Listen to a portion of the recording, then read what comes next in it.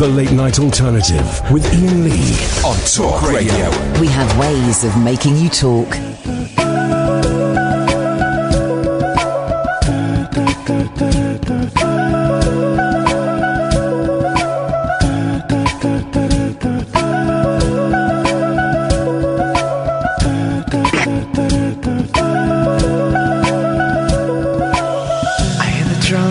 Going tonight, but she hears only whispers of some quiet conversation.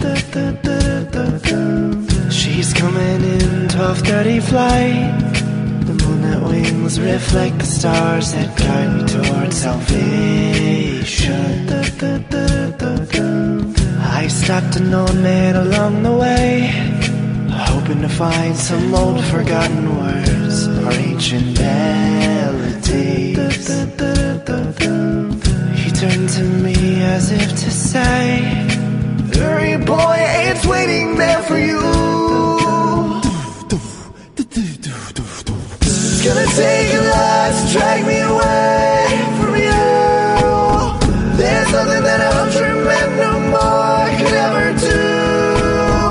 I bless the rains down in Africa. Gonna take some time to do the things we never had.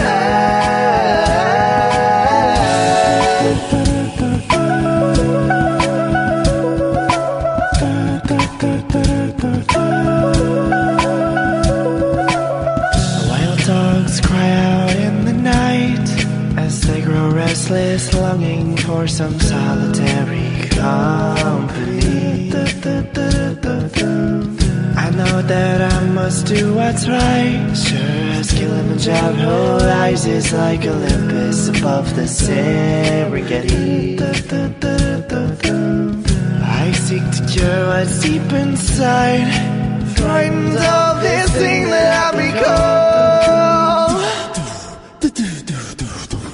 Gonna take a lot to drag me away from you. There's nothing that 100 men no more could ever do. I bless the rains down in Africa. Gonna take some time to do the things we never had.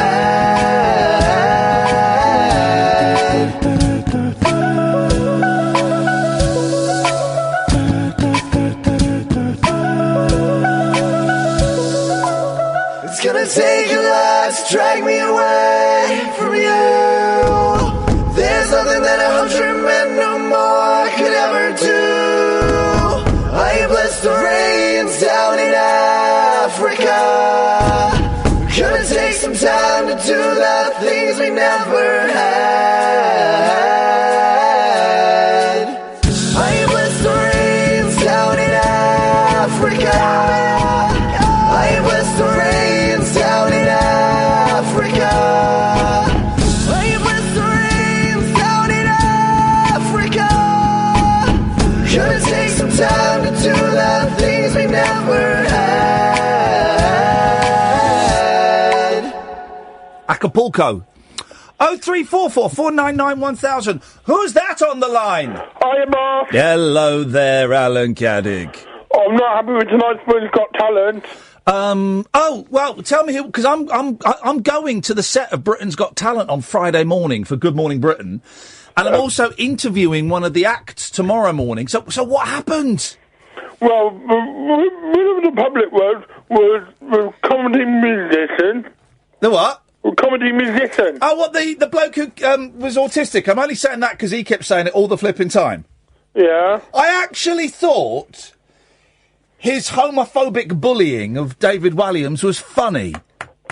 I thought that was quite funny. And the judges' vote tonight was a split decision. Of course it was. Between the magician Mark Spellman, who was Anton Deck's garden buzzer. Hang on a minute. The what? You got to say it again, because I'm really struggling to... Judges' vote was a split decision. Yeah, got that. Between Anton Deck's golden buzzer act. Yeah, who? Mark Spellman. Flags Plowman? No, Mark. Mark Plowman, the magician. Can I translate? Yeah, the magician. Do you remember that musician that did like a TED talk and banged on about his wife and kid the whole way through Magician.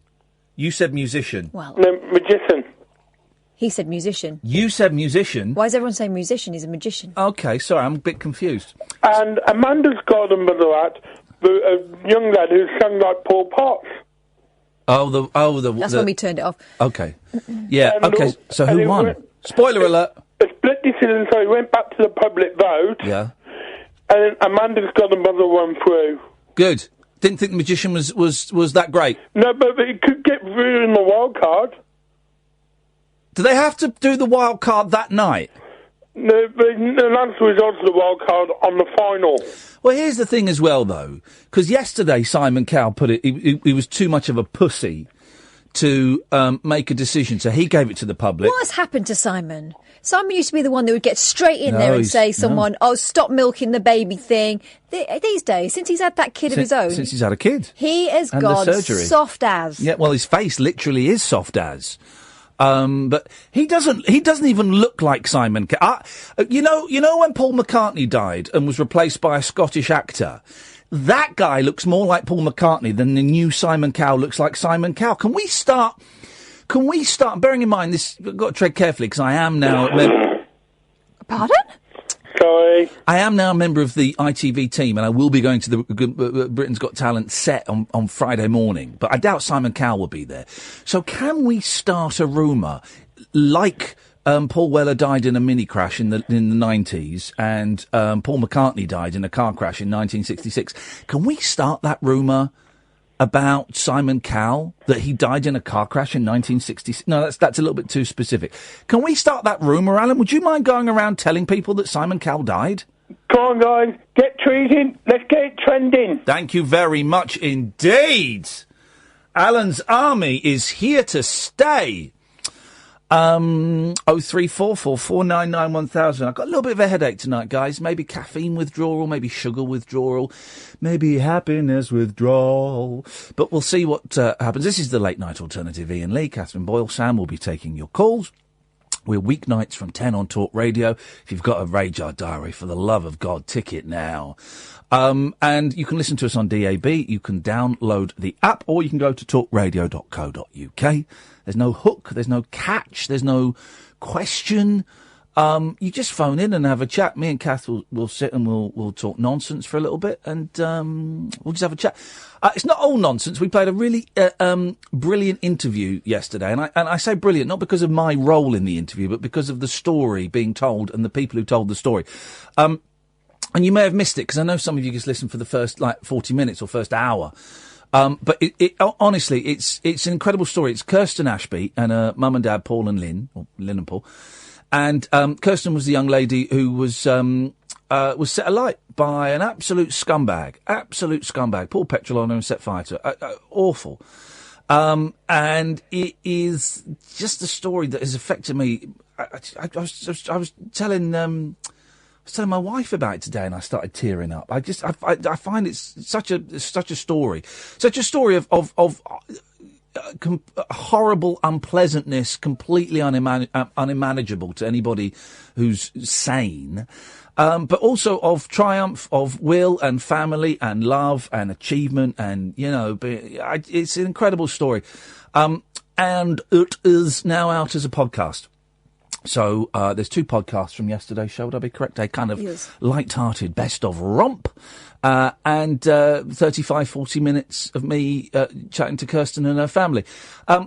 We don't always plug the podcast because you know about it, but this one's really, really special, and it won't be for everyone. Some of you may find it triggering because, the descriptions of unpleasant and unthinkable violence. So just a little warning there, but I think it's an incredible story, and it's an uplifting story, the way it kind of is panning out now.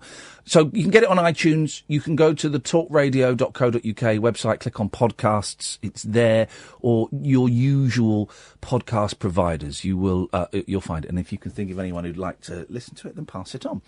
03444991000. Good evening, Wasim. Oh, evening. How's it going, mate? Yeah, very well. What you got for us tonight? Before I say anything, mate, I just want to say, the guy was saying yesterday I was aggressive. I think he was wrong. But what I was going to discuss is actually probably more of an LBC issue, so... Okay. I think that guy who tried pulling up Kath, and I think it was Kath, who was saying about being middle class and living in a white area, and not living in Southall or. That was a text that we had yesterday. Yeah, from a knob. Yeah. Yeah, I think accusing both of you of being, basically being out of touch. I think he was completely wrong. I think people like that, unfortunately, there's too many people like that out there, and I think a lot of people are really decent deep down, but the problem is they don't speak to people from other cultures, and they don't make an effort, and they just hear stories in the Daily Mail of people like... His problem seemed to be that he resented us for pushing what he sees as being some sort of evil agenda of living alongside each other. Well, the evil agenda of being tolerant of people, which is what you both are. Not even tolerant. I don't need to tolerate other people, well, although some people you do. But, we're all... You tolerate me. We're all in it together. I was thinking about it, and it really it bugged me more than it should have. Because he's obviously an idiot. And I heard that tweet. He sent it to someone else earlier in the day. He sent it to George Galloway. I got a really good email today. Entitled, the subject heading was racist. So, you suggested, dear Ian, who didn't say, you suggested you weren't a dirty, horny racist. Well, how wrong are you, Ian? And you can unblock me from Twitter because I have the proof.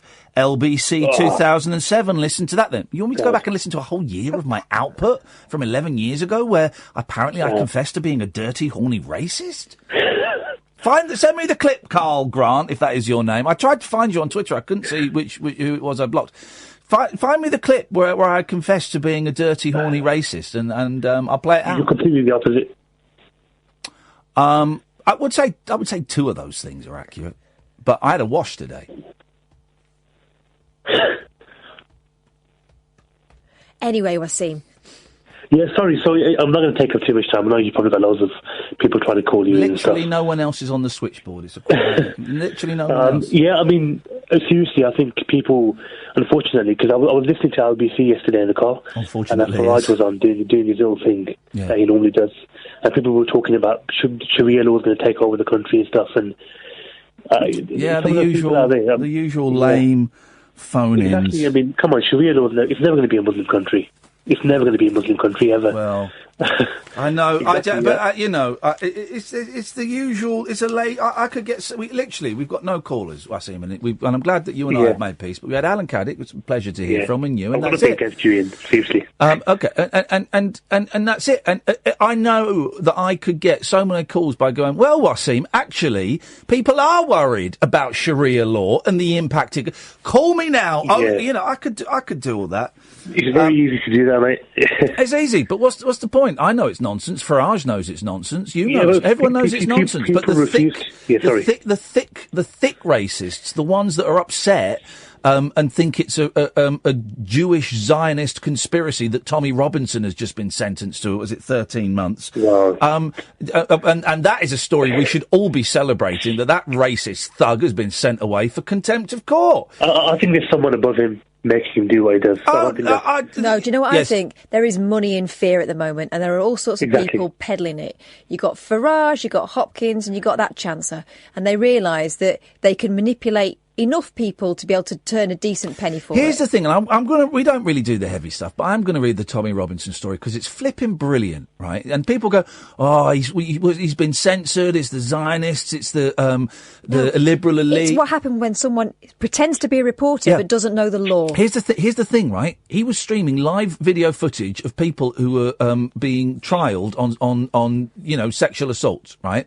That's contempt of court. That could screw up the case. Depending on what exactly was streamed, their lawyers could get that case thrown out of court. So then there's no justice. Then there's no justice. You wait for the sentencing. You wait for the guilty or not guilty. Then you protest. But the thing is that you've got paedophiles in every culture now. You can't say. I mean, there are paedophiles out there, and they're very dangerous people, and we're all going to be against them, obviously. But why are you pinpointing? Why is Tommy Robinson not filming outside Catholic churches and investigating what went on there? Why is he not doing that? The whole Pakistani community is involved in this. It's not true. Because he's a racist little thug. Anyway. Wasim, thank you very much, mate. 0344 499 1000. We don't normally do the heavy stuff, but this story about Tommy Robinson, because I've seen so many people his free speech has been censored. No, he broke the law. And he's broken the law quite a few times. That's why he got a good old stiff sentence. Also, those are the same people that go, shut up, don't call him a racist. Yeah, free speech. Jinx, Katherine Boyle. There's a great headline in the Mail. I'm surprised by the headline in the Mail. Far-right activist jailed over rant outside court. The founder of the far-right English Defence League has been jailed for 13 months for contempt of court. Tommy Robinson, 35, was arrested after broadcasting on Facebook Live outside a court, putting a major trial at risk of collapse. He ignored a tight reporting restriction which prevents any reporting of the case until its outcome, likely to be later this year.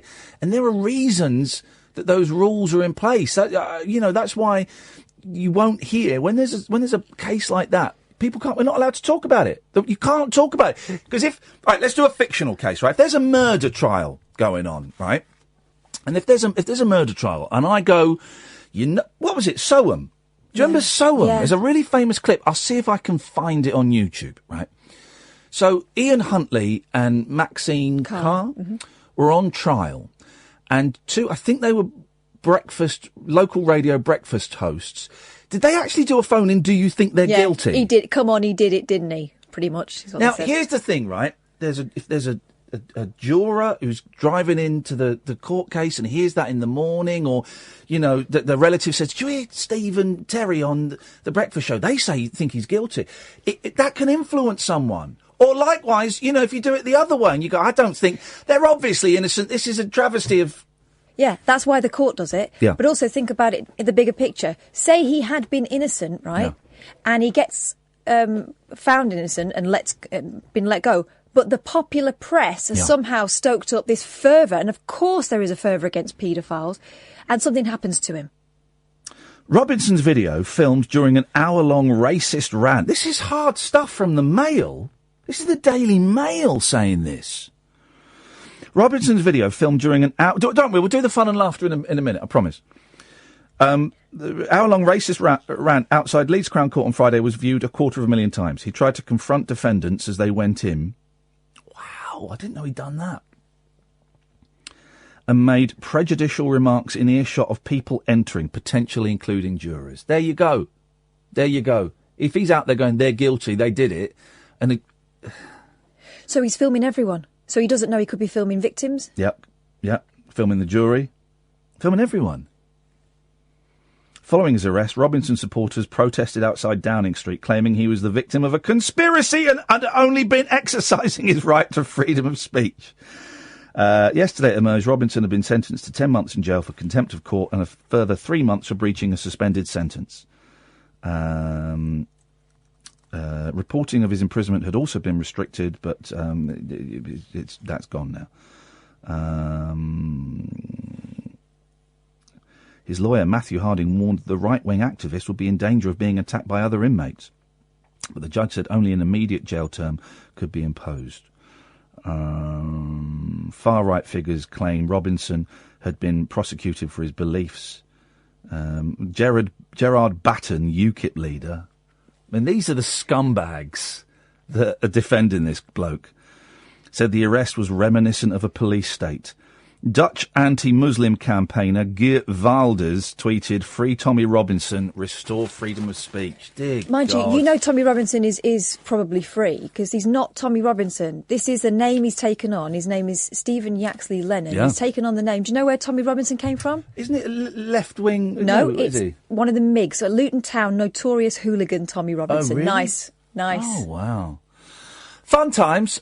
We can talk about that if you want, because it's a big old story and it's interesting. We don't normally, but I just, if you think his freedom of speech has been, that's the reason he's in prison. Well, you're an idiot.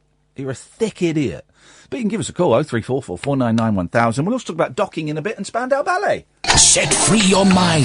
Let your fancy take flight. Conversation gets curiouser by the glow of moonlight. The Late Night Alternative with Iain Lee on Talk Radio.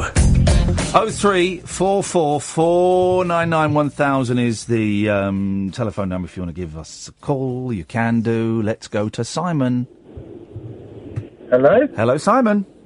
Is that the Sharia law Brexit phone-in? Yes, it is, and it's great. Welcome to the Brexit boys and the Sharia sisters. Oh, thank you. Thank you for approaching such delicate subjects on your radio station. That's what we do. Yep. I used to listen to this station called LBC. It was a little bit like this. Except rubbish. Well, I was going to say it was utter crap, actually, but yeah, rubbish would do. I'm ringing in just to say a couple of things. First of all, thank you and well done for the interview with the young lady that got burned. Kirsten, it was cracking. She told it brilliantly. I thought absolutely brilliantly. Well, I thought you didn't do bad, actually. Well, I didn't have to do anything. I had to sit there and listen. Dad emailed me today, and he said, "Let me read this email out from Dad because it was. Wait a minute. Let me find it where it is." Our phone hasn't stopped ringing with friends and family. They all praise you for being good and a lovely man with Kirsten, as well as saying what a lovely interview it was to listen to. I cannot thank you enough. There we go. Isn't that nice? And they were nervous. You know, she was nervous. You know, and I'm thrilled. And it's out as a podcast, and it's just an incredible story. And for me, radio is all about stories. And man alive, that is one story. I was listening, obviously, whilst working last night. Yes. Now, I don't recall hearing. Did they get the guy? Yep. And is he inside? Yep. He's been sentenced to 19 years. Not enough, really, is it? No, it's not. But as they said, that's longer than murderers get. It's longer than murderers get. Well, I suppose. Yeah. But you know that doesn't mean that that's long enough. But no, he got sentenced, and while he was in court, he was blowing kisses to his girlfriend. Oh. And every time the judge sort of asked him a question, he sort of rolled his eyes and did that, you know, Kevin and Perry. Yeah, you know. So that's the kind of, you know, bloke that you're dealing with. He don't care.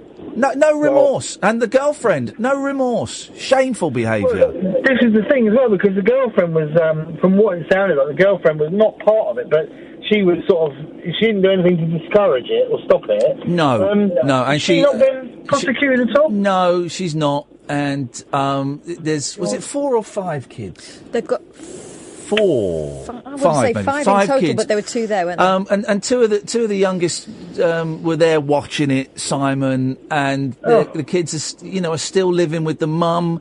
I don't know what the best thing is. That don't sound, ideal to me. I don't want to, take kids away from a mum, but that doesn't sound like the greatest setup, No. It's just horrific. It's just horrific. And these are the kids that Kirsten chose not to burn. Yeah. She saved their lives. She saved their lives. That was the twist in the story that I hadn't known until I met her. She saved their lives, man. She's a hero. Yeah. A hero. But what is wrong with the justice system in this country? Well, why is she not banged up as well? And the kids. Well, Kirsten, she didn't do anything wrong. Oh, the mum. I see what you meant. Well, I don't know, and we don't know how these things work. It was him that did it, and I don't know, but I think the family now are focused on protecting Kirsten's little girl, and helping them, all of them, heal each other, and they're a good family, man, and they'll get there. It's going to be hard work. They sound it. It's going to be hard work, but they'll get there. Can I just say something a little bit un-PC? It's not. It is broadcastable. Don't worry. I hope that piece of. Okay. All right. That's okay. I know what you're saying, and I understand the emotion. But I get what you're saying, Simon. Thank you for the call. But we try and, I'm certainly not one for the death penalty. But then it's not my daughter, so who knows? But anyway. I hope he realises what he's done. I hope he tries to change. Wouldn't that be something? Yeah. Wouldn't that be something? But the focus is on Kirsten and Paul and Lynn. And I've had a sister whose name escapes me, but tweeted me. Donna, thank you. Donna tweeted me, and a couple of Kirsten's friends, and a couple of people messaged me on Facebook saying that I didn't know Kirsten. I used to see her at Pink Punters, which is this club. It's a good club. Big old building, isn't it? Gay bar, was? Yeah, yes. And I had a couple of people say, I didn't know her, but I used to see her around, and I've been following the story from a distance, and I was just, it was lovely to hear her, and So, there's a lot of love out there for her, and that is important. 03444991000 is the telephone number. Here's Andre.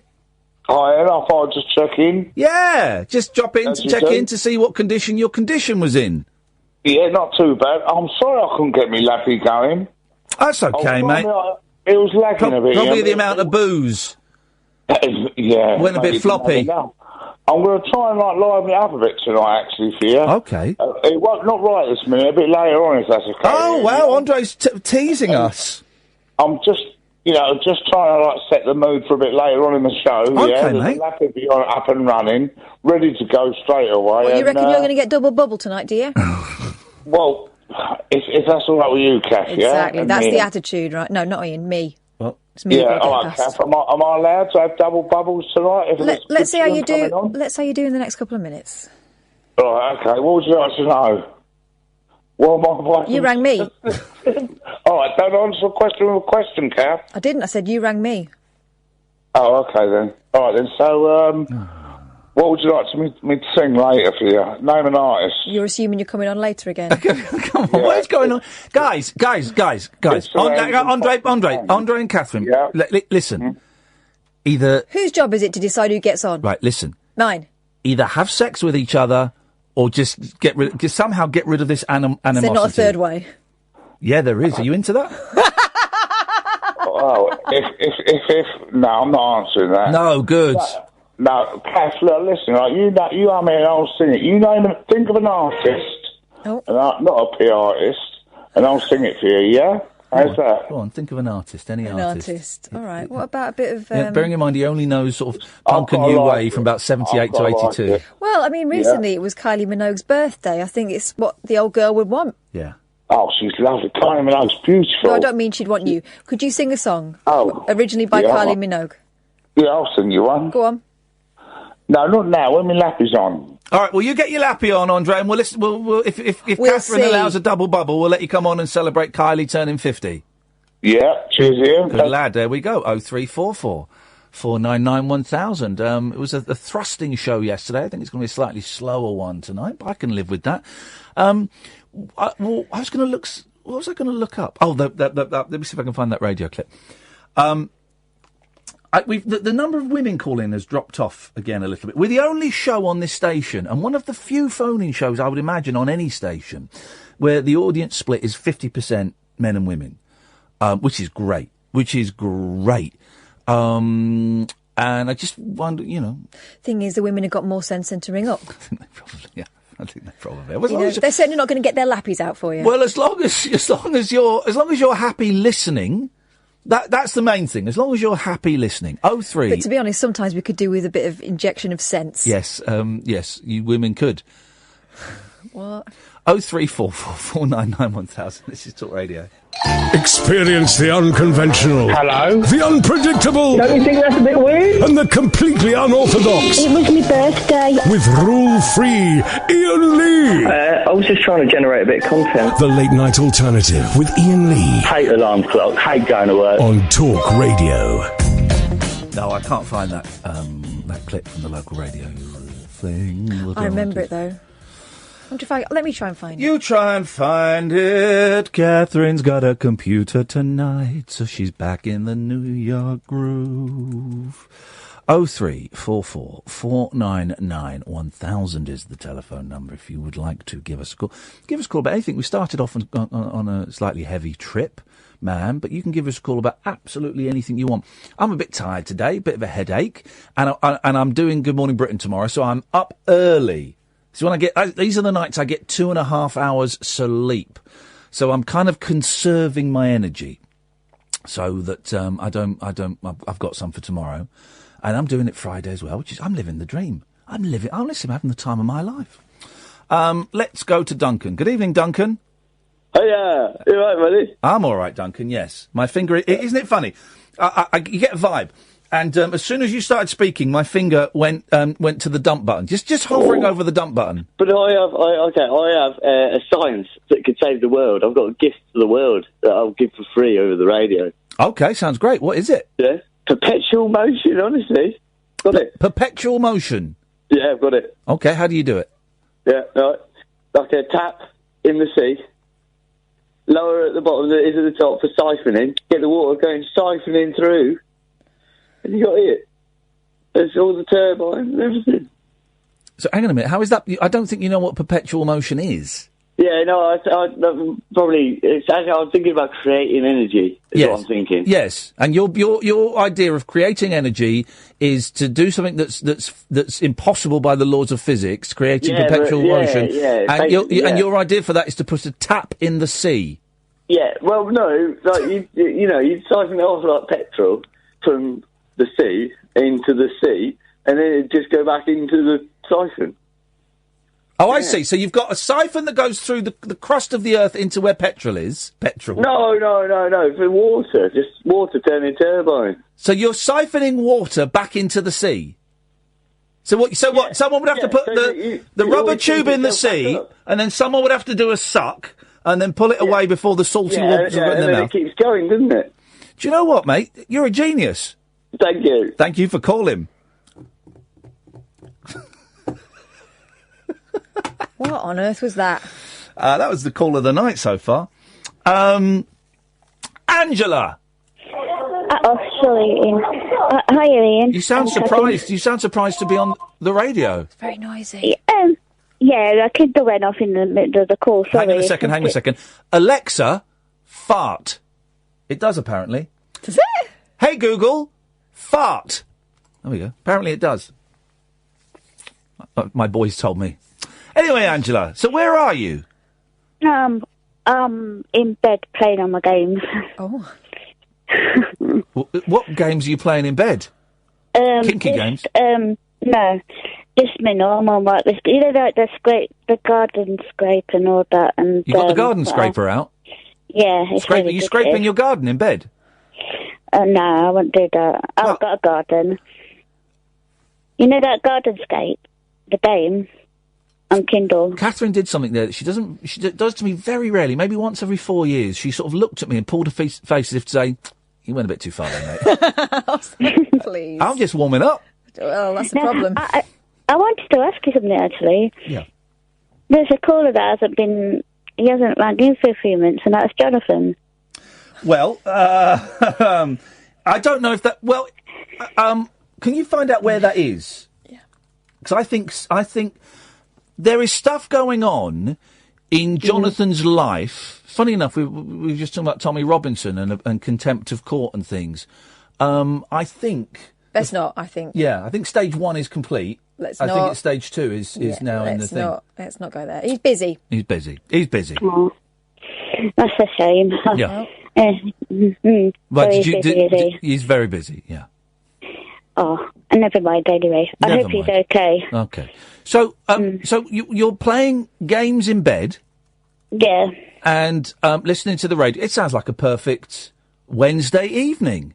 It does, doesn't it? Because it's a bit boring on telly, isn't it? Oh, I don't really watch telly, apart from Britain's Got Talent, which is my favourite show. Thank you, Angela. I tell you what, hang on, let's play a game with Angela. Oh, God, what are we playing with Angela? I want to play with... no. Do you know the yes-no game?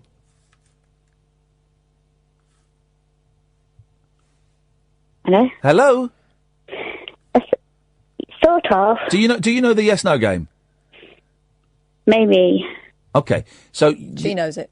There are 2 words you're not allowed to say, okay? So, what are those words? The 2 words that you mentioned. Okay, well done. She's on fire. Okay, this is great. So, do you have a good day today? Not really. Why? Naff day. Why was it a naff day? What happened? That's the stuff, but I'm alright. Okay, you sure you're alright? I'm alright, mate. Oh, okay, alright, mate. Good. You got to answer a little bit quicker than that. So what game are you playing? Some strange game. And you're playing it on your phone? Kind of. Well, what do you mean, kind of? It's on my Kindle. Oh, your Kindle. I've not got a Kindle. Are they any good? It can be, but sometimes it can't download some of the Google apps. What was the last Google app it couldn't download? It was something to do with magazines, like, newspapers and stuff like that. Yeah. So you couldn't do that. You can read newspapers on a Kindle. Oh, yeah. Hey! She had 1 second to go. Kiss it, Angela. Bye, loser. Bye. She had 1 second to go. That naff day just got naffer. That 1 second. She's on 59 seconds. And I knew it. She was good, though. I have a reason for why I think some people are good and other people are not good. Better concentration. No, they're thick. No! Well, let's put this theory to the test tonight, okay? Are people who are good at the yes... Can we find any intelligent people that are good at the yes-no game? How do you define intelligent? Well, clever. Right, how are you defining clever? Bright. Yeah, but how are you measuring cleverness? By the way they speak. All right, posh then. Is that what you mean? Yeah, I think so. The late night lip service for lovers, loners, and lounge lizards. Yeah, well, where exactly is your accent from? The late night alternative with Iain Lee. I've forgotten your name already, excuse me. On Talk Radio. 0344 499 1000. Let's go to Dredge. Good evening, Dredge. Hello, how are you today? And remember, I need the listeners. Anyway. I haven't looked at the video that you sent me. And Dan has sent me one. This is for the show on Sunday. I asked Dredge and Dan to send me a video, and I've not looked at it because I'm so overwhelmed by this whole... Not by the number of videos, but by I'm just really regretting booking this thing on Sunday night, because I just think it's going to be... honestly, I think it's going to be a disaster. And you always do that, though. No, I know, but this is like a really technical thing as well, and I've not gone through the camera. I've got to set up the cameras before we go there with Matty, and I've not done that yet. And it's all going to happen on Saturdays is when I do all this. I'll put it off to the last minute, maybe even Sunday morning. So I'm not being rude. I am ignoring your tweets, but not in a rude way. Just in the usual way. In the usual way. I'm ignoring yours. That's all right. Good. Don't worry. Okay, fine. Then we're quits. I love you guys together. What you got for us, Dredge? Yes. So yeah, I just saw on Twitter actually you've got all these new books. What's the Robin Williams one about? That's about Robin Williams, I know, but what sort of thing is that? It's a new biography that I don't even know if it's out. No, it should be. I think it came out last week. It's a new biography about Robin Williams that goes. My friend Lance has just messaged me saying it's a really depressing read, as one would imagine it being. With him, taking his own life at the end. But yes, it's supposed to be great. Danny Baker was raving about it the other day as well. I saw it a couple of weeks ago and we just got a copy of it. So yes, I got that. Got a book about the 60s pop group, The Association, which a sort of friend of mine, Malcolm, wrote. And I think that's it. I saw Robin Williams once. Do you know that? No, I don't know that. What do you mean on the telly? I saw him as well. Shut up! Shut up! Dredger's got a story. Let him tell his story. Tell us a story. I saw him live on the television. I went to see when he was on Graham Norton not that long ago, not that many years ago, and it was just I was so grateful to have seen that. Because it was sort of a magical experience. Sounds a bit of a cliche, but it was incredible. I mean, it really was amazing to see him. Why? Why was it incredible? Because of the way he reacted to in the moment to the live audience. Yeah. Like he was brilliant with people in the audience. I mean, I think that was the thing that set him apart. And the weird thing about Robin Williams was, to me, was that not only was he like probably the funniest person there's ever been, but he's this incredibly brilliant, serious actor as well. Yeah. You know what I mean? Have you ever seen Dead Poets Society? Yeah, I've got to see Dead Poets. Of course I've seen Dead Poets Society. Have you ever seen The World According to Garp? I've seen almost all of that, but then I had to go to bed. Well, did your mum make you go to bed? Yeah. Dredge, stop watching that bloody Ponzi film and go to bed! Oh, Mum. That sounds just like her, actually. That's worrying. What was the film where he played a Russian seeking asylum? No, what do they call it? Defection. Russian wanting to defect to America. What was it Seize the Day? I'll seize your day in a minute. Thank you. I don't know. But, and it's interesting that Steve Martin's quoted on the front of that book, it looks like, because I don't think they got on for quite a while, because they both did Waiting for Godot as a play, and I remember reading somewhere that they didn't get on. Well, didn't Robin Williams, he kept improvising and stuff, and Steve Martin was wanting to stick faithfully to the script, and Robin Williams was improvising. I don't know. I'm halfway through the updated version of the Saturday Night Live book. Just under Live from New York. Yeah, it's the because I had the old version, but they've updated it, so I treated myself to that. So I'm Bill Murray's over here or something. He's coming over really soon. Is he? Yeah, because he's doing something at the South Bank, some really bizarre thing that nobody wants to go and see. He's like reading out some poetry over some music or something. Hang on, what? Bill Murray at the South Bank? He won't do an interview because he never does interviews. Bill Murray, South Bank. I don't know whether it's certainly very soon. Yeah. Bill Murray and Jan Vogler. Here we go. Yeah, that's it. Yeah, Jan Vogler. Live at the South Bank. Here we go. He's good, isn't he, Yang? Yeah, I love a bit of Jan Vogler. Checking your browser before accessing South Bank. Here we go. South Bank Centre. Bill Murray and Jan Vogler present New Worlds. Comic actor Bill Murray and cellist Jan Vogler perform selections from their theatrical album New Worlds. Do you know what? I'd heard about this before, actually. Sounds rubbish.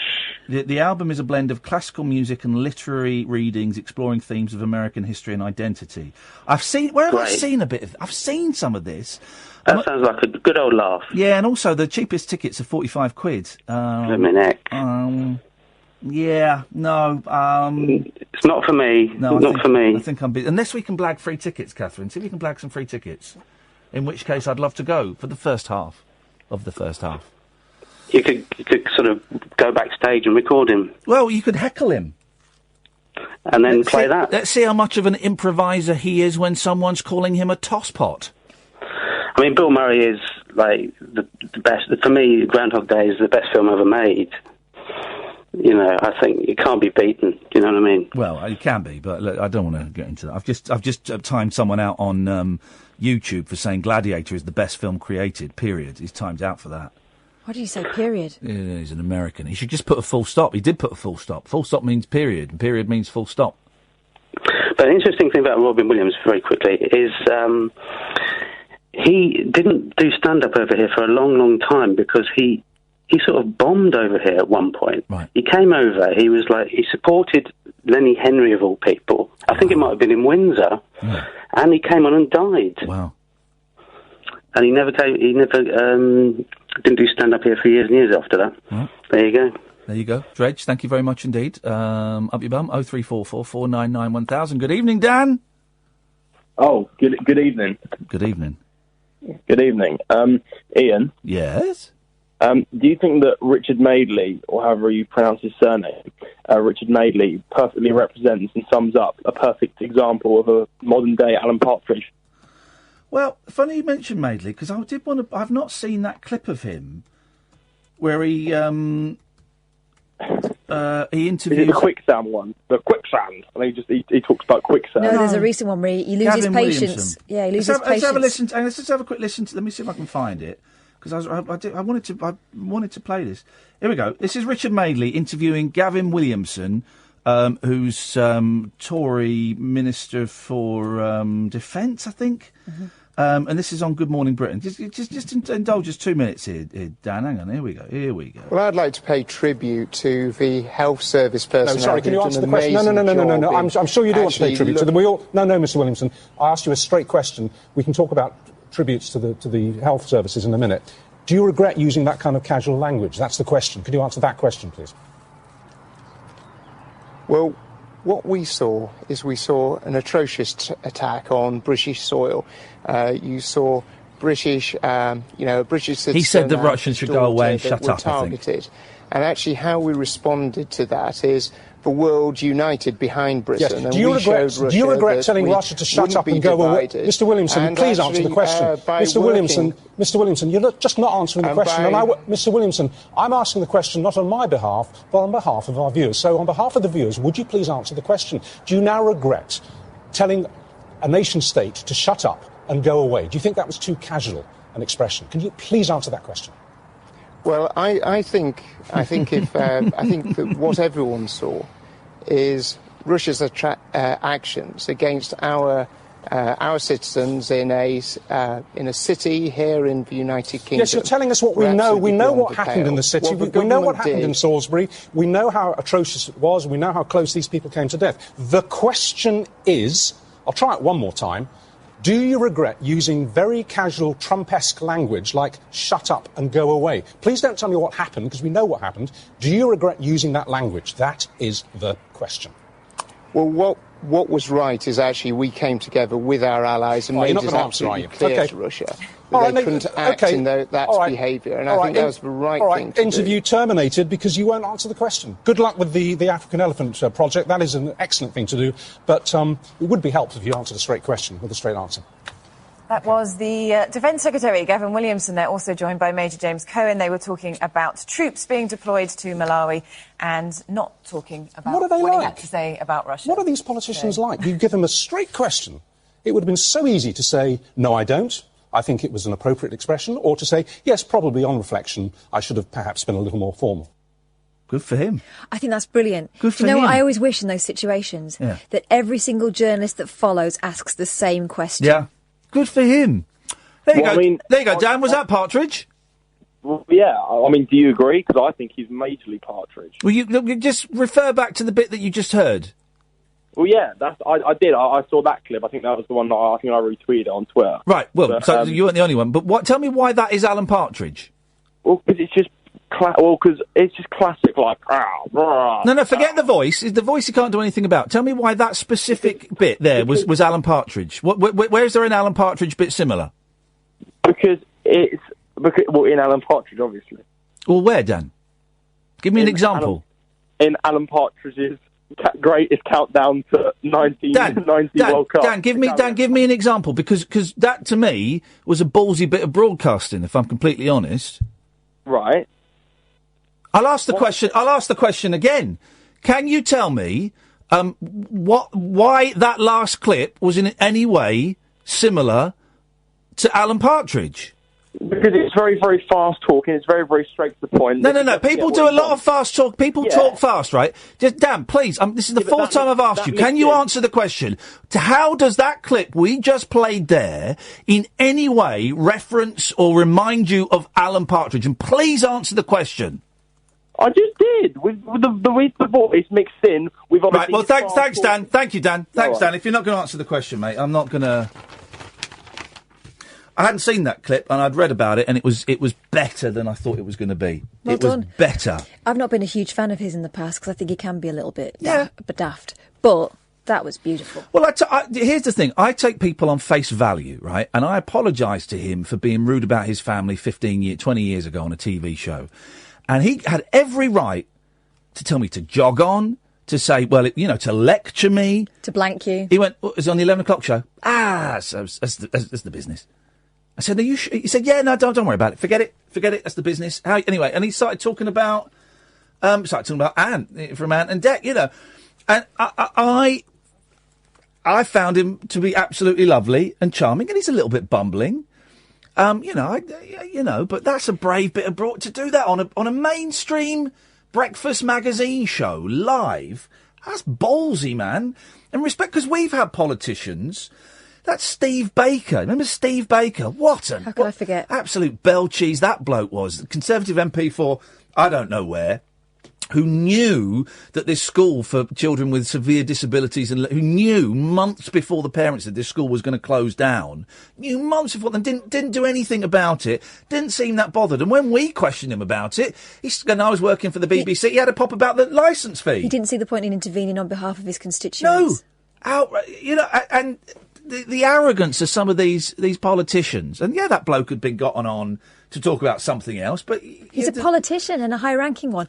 The other thing is, since the sort of Tony Blair years, when they were given that extra polish, they were given media training, they knew exactly how to, or they thought they knew exactly how to manipulate the press to be able to get across their message. And then, of course, it backfired hugely with things like it was Ed Miliband who kept saying the same thing over and over again, and they just ran the whole clip to show just how impossible it is to interview some of these people.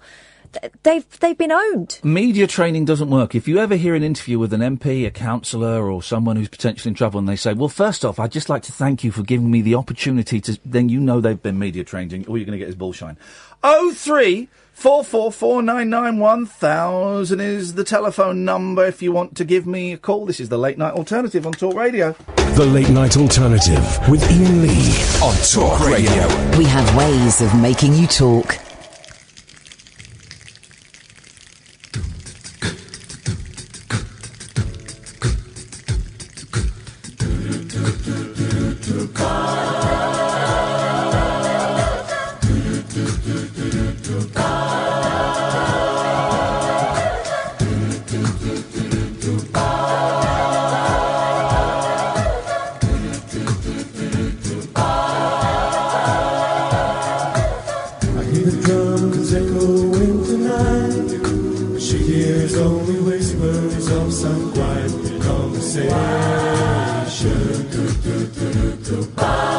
She's coming in 12:30 flight. The moonlit wings reflect the stars that guide me towards salvation. I stopped an old man along the way, hoping to find some long forgotten words erasure. He turned to me as if to say, hurry boy, it's waiting down for you.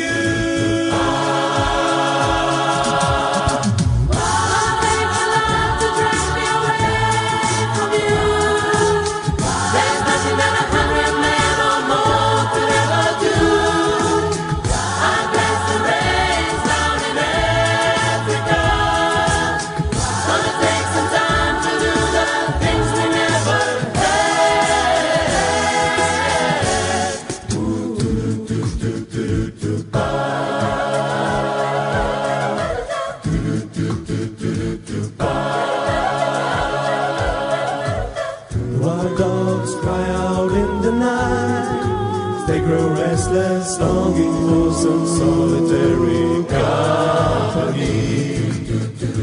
I know that I must do what's right, as sure as Kilimanjaro rises like Olympus above the Serengeti. I seem to cure what's deep inside, writing off this thing that I've become.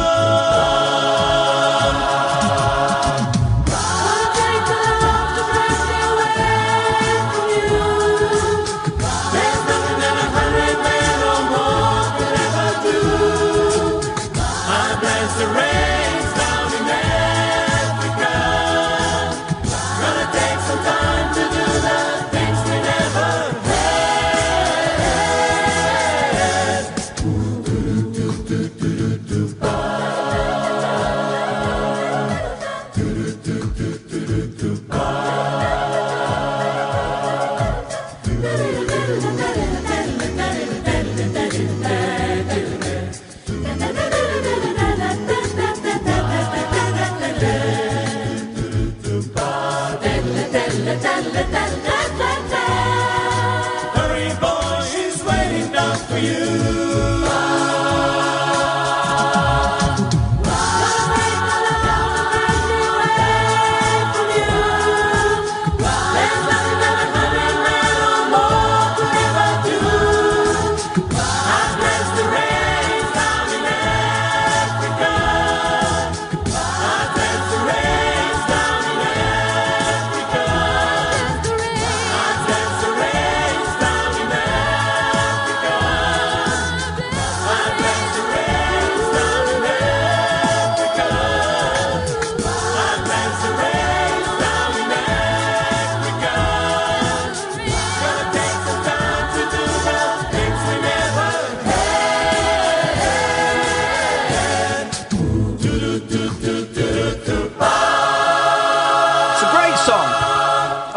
It's a song called Africa The band that originally did it are called Toto, but this is a cover version from very rare cover version from my extensive collection of cover versions, primarily of that song. And we'll be playing some more of those over the next few months. It's a great song. I can't believe I've not heard it before. Let's go to Glenn. Big up yourself, Glenn. Evening, Ian. Evening, Kath. Hello. Good evening, Glenn. Fantastic to hear another cover of Africa. Have you heard one before, then? I think I've heard a couple on your show. No, mate. You may be thinking of George Galloway in the mornings, because that's the first one we played. Oh, I was thinking of the S-word censored recorder version. Oh, the shitty flutes. I love those. Yeah. We've got a version. The next version you hear of that song is going to be played by a chicken. And that's true. Oh, I can't wait. Yeah. I bought tickets to come and see you guys in Glasgow today. Yes! Hey, well, we're not playing in Glasgow today. Oh. No, not today. I mean, September. But hey, September the 2nd. I've been outside the venue for 2 hours. What do you mean? Hey, nice one, man. Are you coming on your own? Are you coming with someone? I'm bringing my girlfriend. Unlucky for her. Hasn't been a fan of yours as long as I have, but she'll become acquainted to the format, I'm sure. Generally, about 50% of our audience is girlfriends, although actually quite often boyfriends, that have been dragged along by their partner, who love the show, love this show, love it, listen to it, would fall asleep, listen to it at night, and their partner's like there because it's like they just love them so much that they'll go, but actually or they want to see a film that they won't see unless they do a quid pro quo. The number of girlfriends and boyfriends, Glenn, that have come up to me after the show and said, I don't really listen to you, I don't like you, but he thinks you're great. Honestly, hundreds. Well, thank you, man. I hope we're really excited about going to Scotland, and we hope people come. I'm looking forward to it, and I was just wondering if I could quickly share something sentimental and sappy with you. Yeah, of course. Always. Are you going to propose to her at the venue? Because I don't really like that, but I might make an exception for you. Well, for the here and now, the last time I phoned you both was about a year ago, and it was just to share with you both then that I'd been made redundant. And the year that has preceded has been quite difficult for me, emotionally and professionally. But I've that night that I phoned you was just because it was the best option for comfort that I could think of. Yeah. And your show, the both of you, this and the Rabbit Hole as well, has been a source of comfort for me. Hey. In the year since, things have really turned around for me. I've become medicated, I've been through therapy, I've met my girlfriend, and I've become qualified as a teacher, and this week actually I've become qualified. So I just wanted to phone you and thank all of this because and thank you both. All of this because of the radio show. We've cured his mental illness, we fixed him up with a hot woman, and we've got him a job educating our children. That'll do there for you me. go. There you go. Oh, well, I'm glad to hear things I just want to say picking thank up. you for what you've done for us, for myself. Hey, listen. I appreciate it. Well, it will be a pleasure to meet you on September the 2nd in Glasgow. And I dumped that. That wasn't broadcast, Glenn, because that was unnecessary. Let's just enjoy it. We turned this loser's life around. No, he sorted himself out. He was listening to us. He had nothing. And look what he's got now. He's got the future in the palm of... I mean, he'll probably screw it up, knowing Glenn, I know. Yeah. All credit to Ian and Kath. Hey, listen, man, you're a good sport, and we look forward to seeing you in a couple of months. Cheers, Glenn. Thank you, mate. Good luck. Cheerio. Bye-bye. Can't believe you dumped that. Yeah, I dumped it. Oh, God. It's funny, isn't it? People listen to this. Yeah, they do. It makes a difference, which worries me what the next 2 minutes are going to be. What? Yeah, this old... Yes. Hello? Hello there. Yeah. Enough of the mutual backslapping and rubbing of each other's bottoms. Why, do you not fancy a rub yourself, Barry? What's that? Can I slap your back repeatedly? And I'll rub you. With my balls? Oh. You can rub my fatty back. Oh. My fatty back and my fatty neck. Fatty neck. Got very sunburnt in this weather, but no doubt Ian's healing hands just passing over my sweat, fatty, red body can cure it. And also, can you turn some water into wine for me? Because we've got some friends coming over this week. Yes. I thought that you had died, Barry. Not true! Okay. Just, here's the thing. You've not called this show for about a year. Well, you cured me, and so I didn't find the need. And now you've phoned me up, which makes me think you want something. Well, that would be true, yes. What are you after, Barry? Well, I've done a little video of how to help elderly people and people who are not too au fait with technology. It shows them how to use a computer. Right. You've done a video, have you? Yes, and I'm still speaking. And I... I'm just trying to... Okay. Yes. Oh, I found it. It's had 1,104 views. That's only since this morning. You've been very busy. Right, let me tell you something. Right now. I made you when you were nothing. The Jungle made me, mate. Where were you in negotiations for that? Absolute cobblers. Who did you vote for? Is it Shami Chakrabarti? Wasn't she good in it, Shami Chakrabarti? She's got all that stuff with liberty. Well, I see you've brought racism into the act.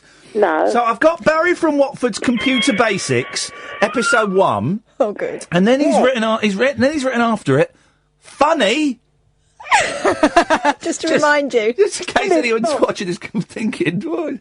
Well, it's for people who don't, so they don't think it's boring, you know. Has it got swear words in? No. All right, let's have a little listen. Hang on. Oh, this is good music. Yes. Hello there. State of that. And welcome to Barry's Computer Basics, episode 1. You got a new cardie? You know, whatever age you are, there's no excuse for not knowing your way round a computer. Right, so this is filmed. Yeah. Why is there like a black, dirty, dog-haired covered sort of blanket behind you? I'm in the studio, mate. The studio. The studio! Tell people how they can see it. Sorry? Tell people how they can access this video. Well, I can't. I don't want to because I don't like to endorse things that I haven't seen or are not paying me. Should we watch a bit more and see? Let's jump forward a bit. Here we go. Let's jump forward about minute 18. Here we go. Okay. Here we go. Press once for that. And where is it? Which one of these? This blank. Barry, blank you're trying to dot. find pornography in this. And then go here to create one click. Yeah, one click. Yes. It's Word. Make it bigger. He's doing words. He's trying to show people how to and use so Word. we begin the letter. Dear. Oh no, you need a capital letter. Is that capitals? Dear. He's clicked on bold. To do capitals, he's clicked on bold. I'm not that Yes, good all at right. it yet. I think I got it. Make the font bigger. It's gone to 72, no. you prick. Dare you? Stop. You just keep pressing enter and going down to the next. Dear I'm not sir. the That's wrong. That's all wrong. Dear. Oh, Christ. Hold on. Yeah, it's all right. It's fine. I'm not undoing. Thank you. Dear. Dear. That thing doesn't pop up anymore. Sir. Says it looks like you're writing a letter. Hold Does on. it? No. Just a minute. How do I delete that? Mark Zuckerberg. Or stroke. Madam. Oh! I think that'd be very helpful. So if anyone wants to watch it... Yes, they can. If you want to write really big and spaced out... I'll tweet it. Would you? It's only to help people. Oh, mate. I'd like to come and see you in concert. What are you doing? Katherine, tell him what we're doing. Well, Iain plays the recorder with his anus. Oh, not that again. Yeah, can't stop him. Sorting that out. I thought if he was going to do it anyway, we might as well make some money out of it. Where's it on? Is it up at... Is it in Scotland or...? Yeah. Blimey. I went to see Iain in concert, me and my Margaret, and very hot it was, and he was wearing shorts. And we was right down in the front row, and do you know what? He could have worn some pants, because 6 ounces of old Holborn hanging out the Hey, Barry, not anymore. I shaved it off the other week. Have you ever done that? Oh, I've caught it in my flies. Oh, sorry, the hair. Yeah. I shaved it. Yes, I caught my penis in my You flies. shaved it all, gooch and all, Barry. You? Yeah, I did. I got some clippers and shaved my ballsack. Oh, well, blimey. Well, honestly, we was looking into the jungle. I thought I'd better see David Van Day poke his head out and say, "Get me out of here." Wish bath off, I'm a celebrity. Get me out! Can you ask Angelos to give us a call, because he's the funny one out of you two. No, be fair, he's not the funny one. He's the funny one, isn't he? No, I'm the funny one. Well, I think he's just there. He's got you there, just the same reason I used to let you phone me up, you know, 4, 5, 6 times a night. Minty biscuits. No, God. Minty biscuits, nearly 1 million hits. He's got nothing like that. Yeah, but he doesn't appeal to the masses in the same way that you try and pander to the huge crowds. He's very cerebral. Do, and I succeed. Well, where? When? Well, I was on Cheap on Channel 4, wasn't I, last summer? With Noel Edmonds. It's coming back for a second series, is it? Not really. Might do, if I fancy it. I'm doing my computer course, am I, instead? That's right, you keep yourself unavailable until they throw that cheque at you. How dare you? You're a cheeky flipping monkey, is what you are. Good night, Barry! Out yours! Oh! Well. 0344 499 1000. This is Talk Radio. Moonlit musings from mums, madams, and meat packers. Oh, never mind, I must have misheard. The Late Night Alternative with Iain Lee. The station's brilliant. On Talk Radio. 0344 499 1000. Let's go to Sean. Good evening, Sean. Good evening. I don't know how I follow Barry. Don't worry, we'll clear up the mess ourselves. I can only apologise that you have to follow that old gimp.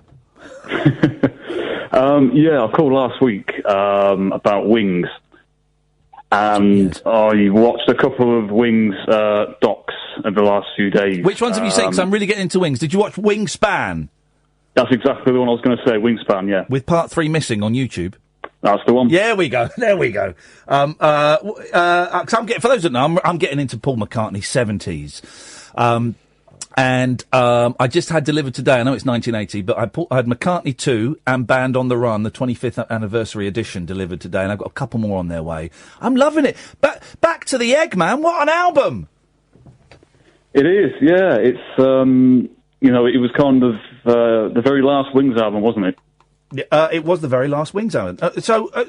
Okay. So are you digging Wings? Yeah, I am. I sort of said last week, Band on the Run was given to me by my mum, and I like the records, but I've kind of dug into quite a lot of the other records. So I think Red Rose Speedway has some good stuff on there. Yeah, of course. This is people will recognise this. Here we go. This is.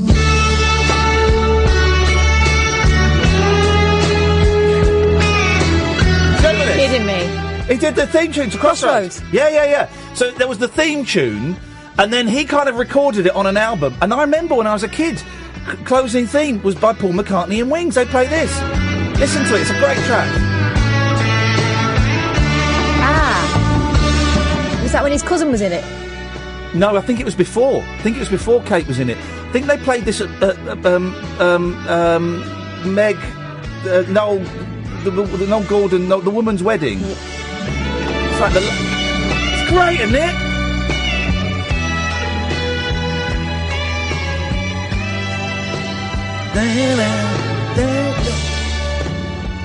Bedtime, Ian! Bedtime! Oh, Mum! Bedtime! Come on! Bedtime! The end of Crossroads, bedtime. Sorry, Sean. I'll play Rockestra in a second as well. No, that was pretty epic stuff, that was. It's good, isn't it? It's really good. Yeah, I like that. It's really, really good. Really good. Yeah, the couple of things that sort of got me with the Wingspan thing. Yeah. Because I've heard bits and pieces about sort of Linda McCartney and sort of the vegan thing she did and that sort of thing. But kind of all the sort of bad press she got when she first sort of started to learn playing in the band and stuff, and how people were saying, oh, she's not a musician, and she kind of gradually proved them wrong over the decade. And I think she's a really kind of interesting sort of angle on that. And I must admit, I've sneered. Can I tell you a joke I did on the 11 o'clock show about Paul McCartney? And I feel terrible I did this, but I did this joke on the 11 o'clock show. It's not about Linda, is it? Yeah, oh. yeah. And I think it was the day she died. Sad news. Did this 18 years ago. And I feel terrible about it now. Sad news. And then finally tonight, sad news. Linda McCartney has passed away. Paul's first words after her death were, steak. Okay. That's not as bad as it could have been. Not as bad as it could have been. Not as bad as it could, but it's still a little bit fresh. A little bit fresh. My legs are tensing up with nervousness at doing that. But I tell you what I like about that, Sean, because I made the jokes about her being in the band and stuff. He wanted his wife on tour with him. He wanted the person that he was most in love with in the world to be on stage with him. I think that's romantic. It is, yeah, but just as you're saying that, I'm just thinking now, what if John Lennon did that in the Beatles, where if they started playing live again, and what if he brought on Yoko to play something? Would that get the same... Well, no, but Lennon did concerts with Yoko on stage. He didn't do as many concerts. I guess so, yeah. He did concerts with Yoko on stage, singing, wailing away. When the Beatles were recording Let It Be, she was pregnant, I think. They brought in a hospital bed into the studio, and she was laying down in a bed next to John while they're recording an album. Wow. That is a little bit much, isn't it? Yeah, John Lennon, Yoko live. There's a version of the... Here we go. What's... Please Don't Be Singing the Woman song. Here we go. Hang on. Presenting, and I'm proud to present... This is Jerry Lewis. Two of the most unusual people in all the world, and I don't mean just the world of entertainment. They fit no patterns, meet no standards, except the standard of excellence. Ladies and gentlemen, John Lennon and Yoko.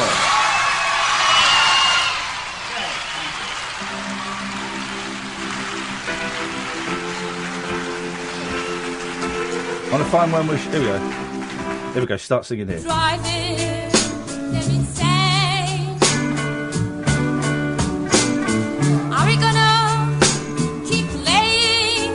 And, you know... That's not as bad as it has been. It's not as bad. I'm trying to find... there's one where she's doing Give Peace a Chance. Here we go. It's... Oil. That universities are filled with students. I can't find it. I could be around all year looking for that. Anyway. But yeah, I think it's romantic. Sean, the person he was most in love with, he wanted to look around on stage and see her there. I think it's great. And she was a decent singer. You know, you listen to some of the harmonies on those records before auto-tune. She's singing those harmonies and she's playing those keyboards. She could do it. Yeah, because I think it said on a documentary as well that when, I think it was Let It Be, I think, did she do the harmonies on that as well? She might be. She is on on a Beatles song. I don't know if it's Let It Be. She's on something. And Yoko's on a Beatles song. What Yoko song? What Beatles song is it? She's on, Hey Bungalow Bill. Do you know that song? Mm-hmm. What did you kill?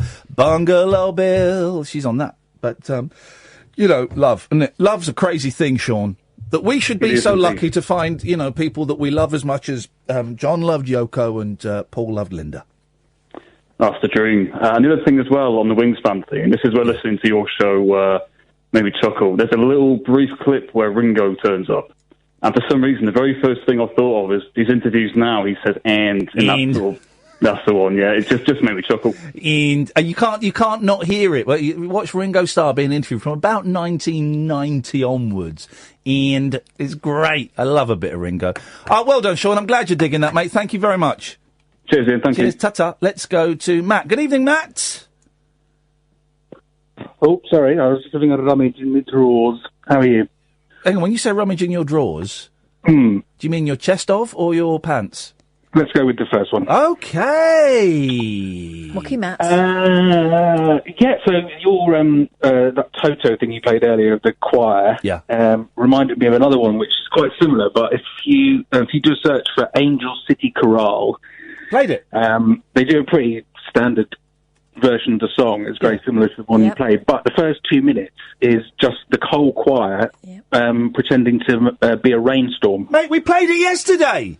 Oh, sorry, I wasn't listening. How dare you? Unbelievable! Oh, I know, God, I mean... I must admit, a lot of these cover versions, the first 2.5, sometimes the first 3.5 minutes, people making the sound of rain, I've kind of skipped. I've kind of, you know, I know how testing on people's patience this whole skit can be. So I'm skipping. I'm doing you a favour, guys. I'm skipping the rain sound effects. That's what I'm doing. It is a very strange way of starting that song because I don't remember the song having a 2.5 minutes. I think maybe on the album version it did because they all seem to do. They all seem to do it, and so there must have been a longer. There must have been a longer version of it somewhere. There must have been. Talking of albums, have you heard of a band called the Purple Helmets? Are we being punked here? No. The Purple Helmets? No, I do not know the Purple Helmets. Well, they were a sort of side project from some of the members of the Stranglers. Okay. In the 1980s. They also, the drummer was the drummer from Tears for Fears. All right. But they do kind of... more sort of bluesy, rocky kind of stuff. Wow. The reason I'm asking is because I used to have it on vinyl, but it got chucked out as part of the pleasantness of the divorce proceedings, and I can't find it anywhere on CD for less than about 40 quid. So I was wondering if you could put a little appeal out to your listeners to see if anyone's got it on CD. And but they'll sell it to you for 40 quid. Well, 35 quid, I was thinking, you know, as a listener favour. Hang on a minute. You've looked on Discogs, haven't you? Yeah, I couldn't... the Purple Helmets Rise Again, brand new Cadillac?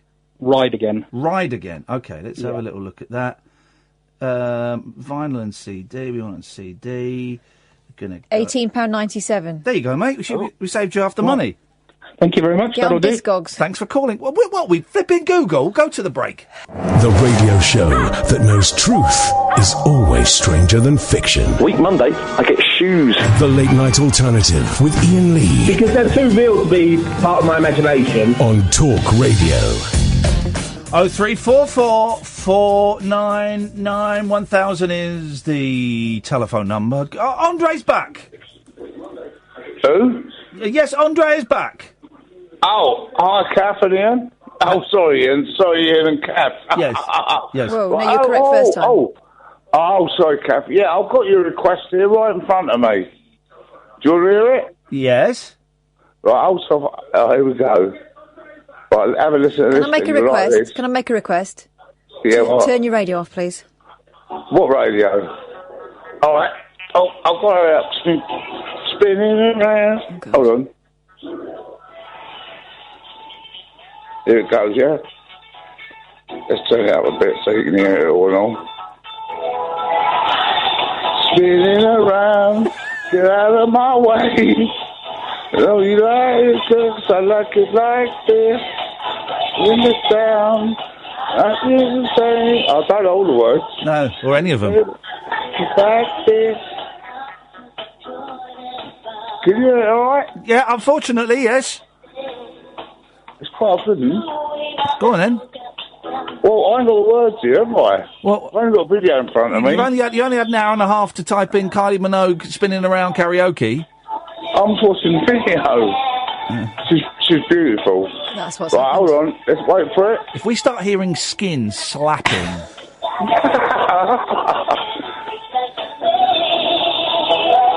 I'm spinning around, get out of my way. I know you like it 'cause you like it like this. Taking it down, everything. I know you like it 'cause you like it like this. Is that enough? That's more than. I always think, Kylie. Thank you very much indeed. Gosh.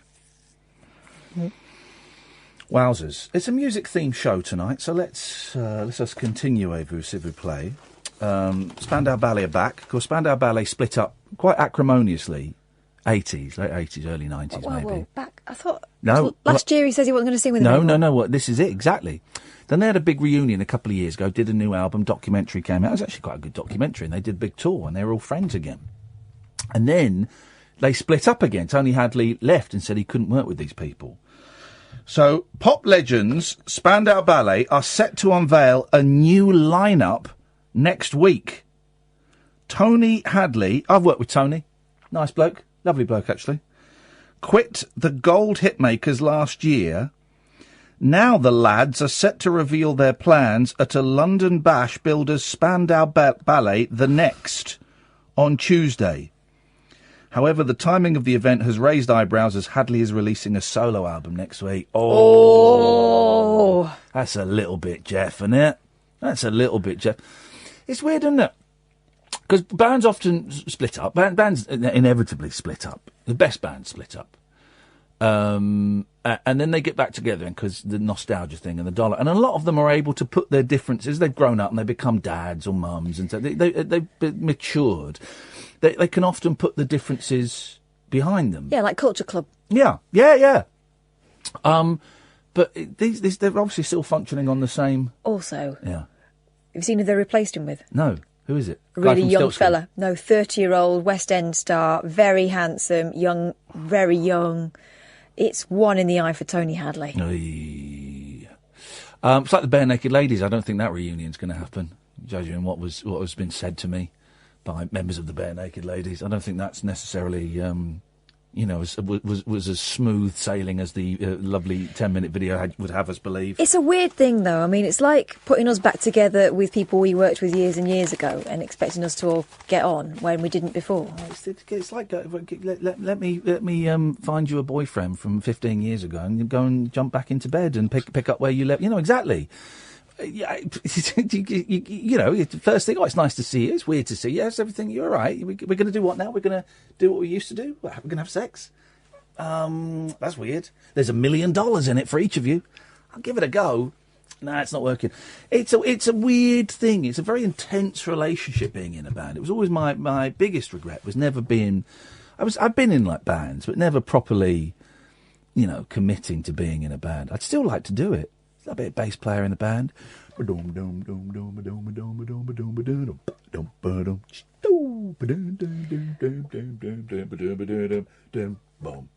skills like that, it's amazing. You've been snapped up. I can do it. I can play the bass guitar. I can do these.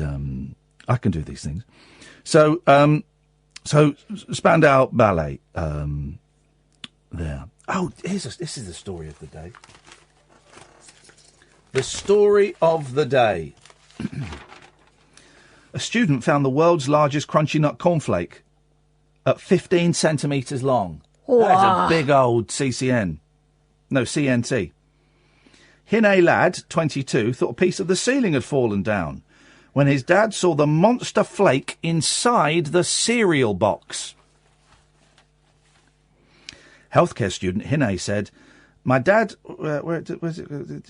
surely they should say where they're from. From Bradford. Okay, from Bradford. What's a Bradford accent? Willman, you normal? No.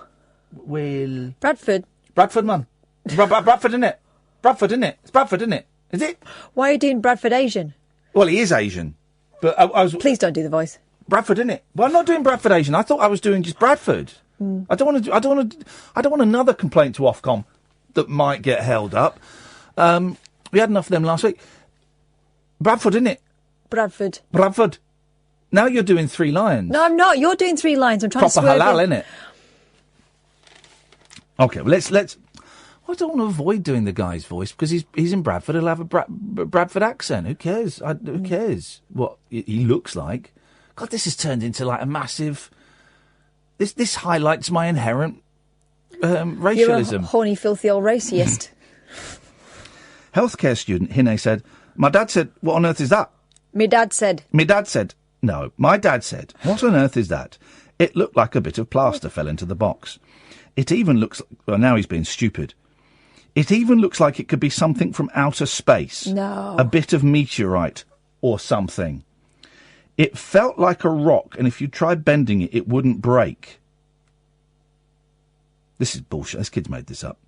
That's why we thought it might have been a bit of ceiling. I could have chipped my teeth on it.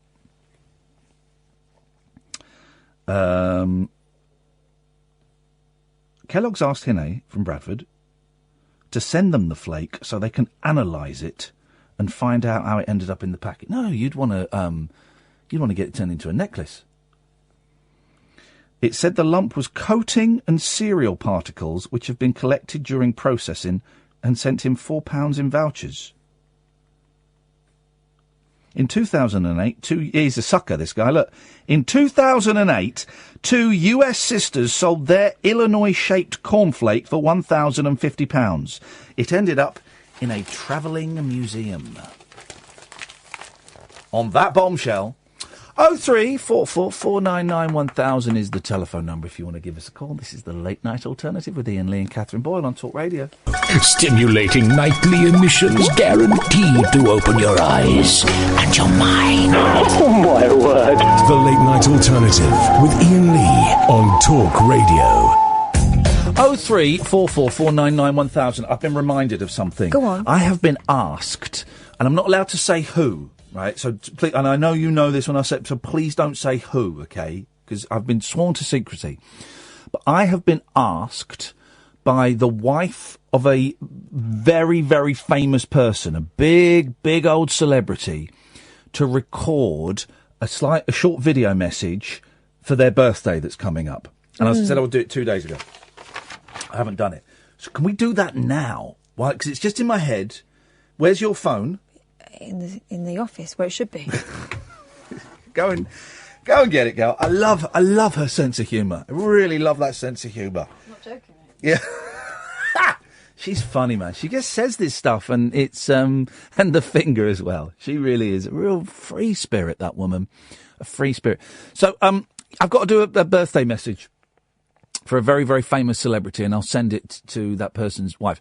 I cannot say who it is, because we do not want news of this. Oh, I need to clip my neck. I can't do it. We do not want news of this getting back to them. Okay, so this is top secret. Okay, and I shouldn't really be doing it during the show. But I've just reminded myself, and I've been meaning to do it for the last 2 nights, and I haven't got round to it. So indulge. We've got no phone calls. So indulge me, okay? But we really have to keep it top secret. Here comes Katherine. Just doing some pics. Oh, wowzers! Wowzers, really? Mm-hmm. It's like when I saw Amir Khan's phone. He was after we came out of the jungle. He was trying to show us some pics, and all I saw were her boobs and bums. And he went, "Oh no, let me Stop just take doing that the voice. I can do Amir's voice. Can you? Yeah, he bullied me. 2 wrongs don't make a right, mate. Exactly. Let me just get rid of some of this. It was actually quite a good impression of him, wasn't it? Yeah, it was. Right, hang on. I've got to get in deleted. Let's get the brand in it. Oh, come on, man. Oh, shush now. Okay. Right. So we've got to keep this secret, okay? As to who this is. Go at the beginning of the video. Hello, Tommy Cannon. Iain Lee here from Talk Radio. I love you. I think you're an absolute legend and a star, and what a thrill it is to wish you happy 80th birthday. My God, man, when are you going to sit down and have a rest? Stop doing all these shows. No, actually, don't stop doing all these shows, because me and my producer, Kath, want to come and see you at some point this year. So hang in there, man. Absolutely love you, and you're a legend. Happy birthday, Tommy! What? You're going to do one that sounds slightly less sarcastic. Are you taking the Michael? That was enthusiasm. That's my Good Morning Britain enthusiasm. Proper suck up.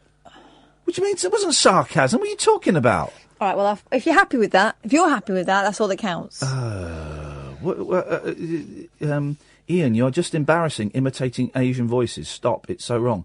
No, mate, my voices are good. Oh, God. I do good voices. I'm with that person. Margaret is saying that my voices are embarrassing. I do the best voices. Can you send me that, please? Doing it. Okay, thank you very much indeed. Let us go to Pablo. Oh, Johnny, Fishface Johnny has blocked me on Twitter. The racist little oik. That's a shame. Pablo! Hip hip howdy. Hey! What you got, man? Very good, very good. The family are away on a holiday at the minute, so I've got the house myself. So Beautiful, beautiful. And what are you doing to celebrate that fact? I had a couple of pints earlier, and now I've come back to play on the computer, cam rock and roll. Yeah. Hardcore. Sounds cool, man. Go on. You often want to have a little bit of freedom, and then once you've got it, you don't know what you do with yourself. So no, I know, and I've had freedom for the last 2 years in this bedsit, but I've not been able to relax it. But man alive, when I get this house, I'm gonna have freedom like nobody. I'm gonna become a workhorse. I am gonna make and create all kinds of stuff. I'm gonna do paintings, like Ronnie Wood does, because apparently you can make a load of money even if you're rubbish. Going to do all of this stuff. But Ronnie Wood only does paintings of, like, people he works with, so it's Sam, me, Paul Ross... George Galloway. What I'll do is I'll get a picture of George Galloway and I'll draw around it with a pen. You try and make it look like Darren Brown's house. Have you ever seen inside Darren Brown's house? He's a taxidermist, isn't he? Taxidermist, and he does the art as well, so he's just got kind of a freaky, crazy house. Yeah, no, mine's going to be a sensible house, but I've got a spare room. It's quite a big spare room, and it's going to be a studio. It's going to be a TV and recording studio. I'm going to hire it out for thousands of pounds to bands to come and record demos for their new album. So bands like, I don't know, Iggy Pop and the Stooges, Yes, and bands like that are going to be there. That's the plan. Coolio G. What you got? Come on! Well, yeah. Well, I know, obviously, not a fan of Lynx. I understand, and I appreciate this. So, as is a slight musical bent to the show tonight, yes. I thought rather than suggesting you find something, I'll just do what other people do and just play a really bad copy down the phone. Perfect. Love the sound of that, mate. Thank you. Excellent. Well, this is the computer game Katamari Damacy, which is potentially one of the best computer games in the entire world. But yeah, I'll play that now in 5, 4, 3. And I'll cut you off at some point, but there you go. There we go. Wow. So, there's a great Japanese film that he reminded me of called Happiness of the Katakuris. And it is a comedy horror musical. And it is, I think it's directed by Miyuki, can't remember his last name. Who directed Audition, which is one of the most horrific Japanese horror films. But it's a musical about this family that run a bed and breakfast in the middle of nowhere. And then all the residents, they sort of die in terrible accidents, but then they come back as zombies. And they sing. It's some really good... They sing? Yeah. It's a musical, mate. Okay. It's a really funny film. I wonder if it's hang on a second. Happiness of the Katakuris soundtrack. Here we go. So we can find a song from it. It's Takashi Miike. Yes. Here we go. Here we go. Is this one of the songs?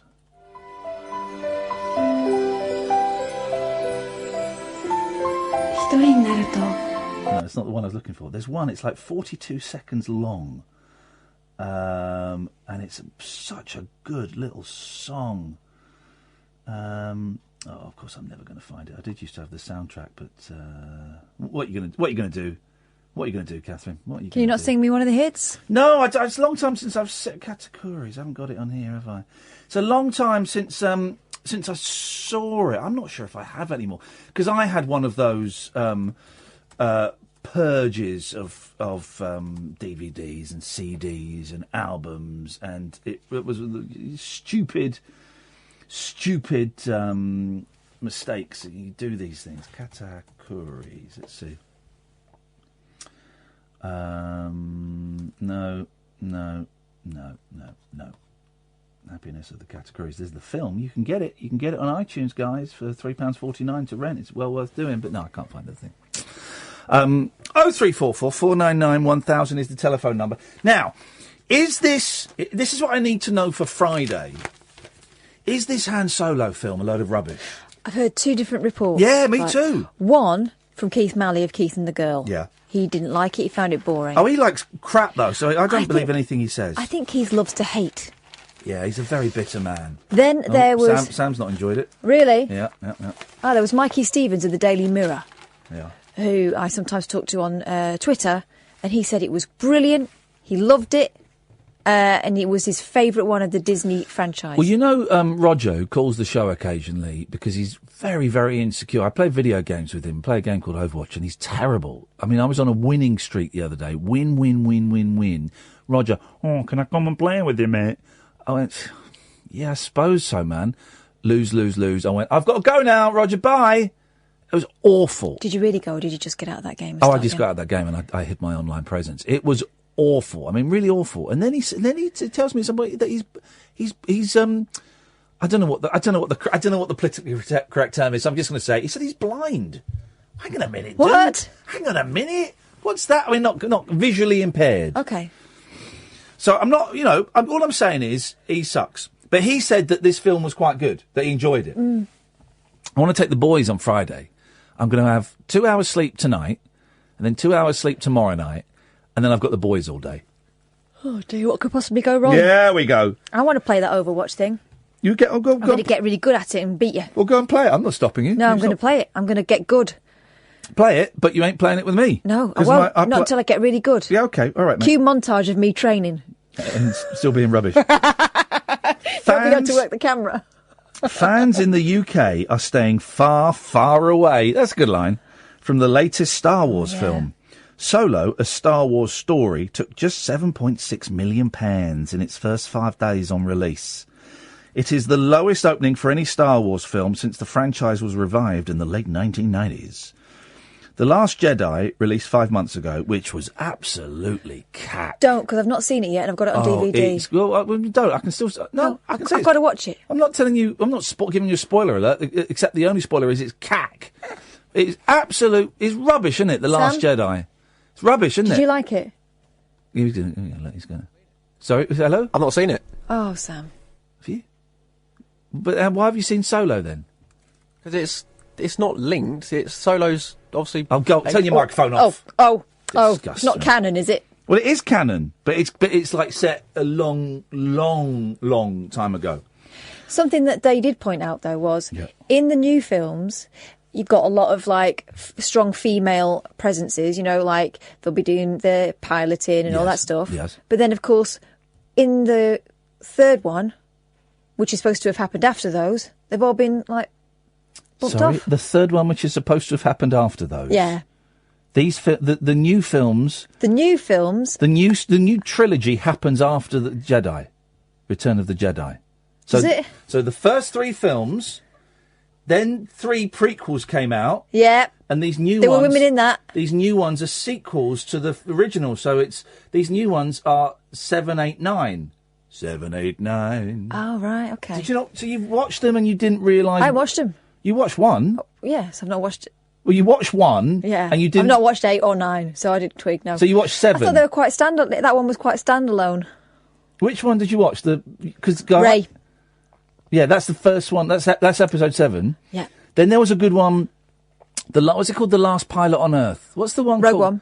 Rogue One. That's a good one. Seen that. That is good, but that's a side story. That's before. That's before. That's when the planet gets blown up. Yeah. That's before. So, strong female... That sets up episode 4. Right, yeah. And there's loads of birds flying planes. X-wings, whatever they're called. All right, Jim Davison. Loads of birds. I'm allowed to say that. I'm reclaiming the word. And there's a black fella in it. Unbelievable. What is this? No. This is 2018, Katherine. Loads of birds flying planes. Jesus. And then in A New Hope, there's only Princess Leia. And yes, she's got guts and all that. But there's no other pilots. Warm weather over, Are you glossing over me? The bank holiday Glossing over weekend me. could have affected ticket sales. Warm weather. Yeah, because that's why we don't have a thing called a summer blockbuster. Because of the warm weather. You absolute... Yes. I want to say tronters, but I don't think that's... Use that. You absolute tronters.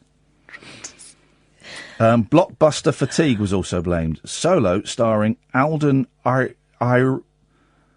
Alden Ehrenreich. Alden Ehrenreich.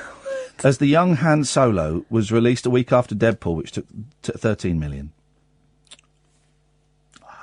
I'm boring myself now. Man, we need some calls. Females, I think. Yeah. The men are running this whole show down. You need some calls, because there's flagging. 03444991000. Yes, man! That's what I'm saying. I actually spoke louder then, because I was masking as Trump. Ian, you could at least wait till I went out. Dear listener, we have another hour of this to go. This is the late night alternative with Iain Lee and Katherine Boyle. If I smell that, you're dead. I don't know if you'd make it over here to kill me. You can call them about absolutely anything you want. We have another hour of this nonsense. This is Talk Radio. The late night alternative with Iain Lee on Talk Radio. We have ways of making you talk.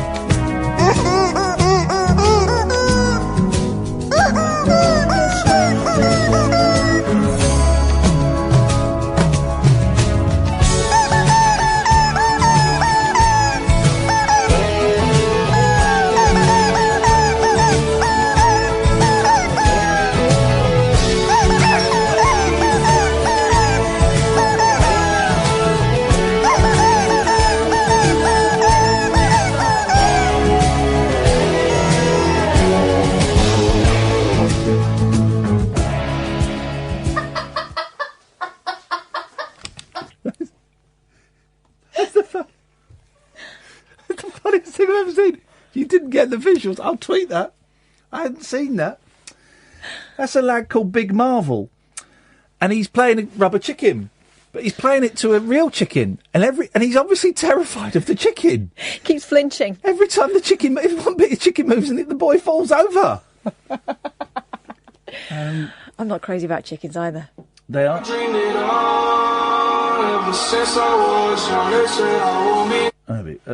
Okay. He's done lots of videos. This is anyway. Okay, fine. 03444991000. Good evening, Roger. You knew I'd bite. You knew I would call in. Good evening, Ian. Good evening, Kath. Hello, Roger. How nice to hear from you. Ignore Ian about The Last Jedi. I will. Right. Well, ignore Roger when he starts talking about Overwatch. This is the thing, and this is why he can't play games as well as me, because he gets so angry. You hear the anger, right, and the frustration. Is this the guy that did the rage quit? Yeah. Oh. It's just the anger. You've got to become... Sometimes, Roger, I play Overwatch with my eyes closed. You can tell. You can tell. I wouldn't have guessed, to be honest. Thank you. Last Jedi's awful film, man. I love The Last Jedi. And now I'm worried, because you're the guy that told me you loved the Solo film that I've now taken my kids to see on Friday based on your review. Solo's nothing like The Last Jedi, to be honest, although there are aspects that will... I don't know whether they've done it deliberately, but without spoilers... Well, there is one character that is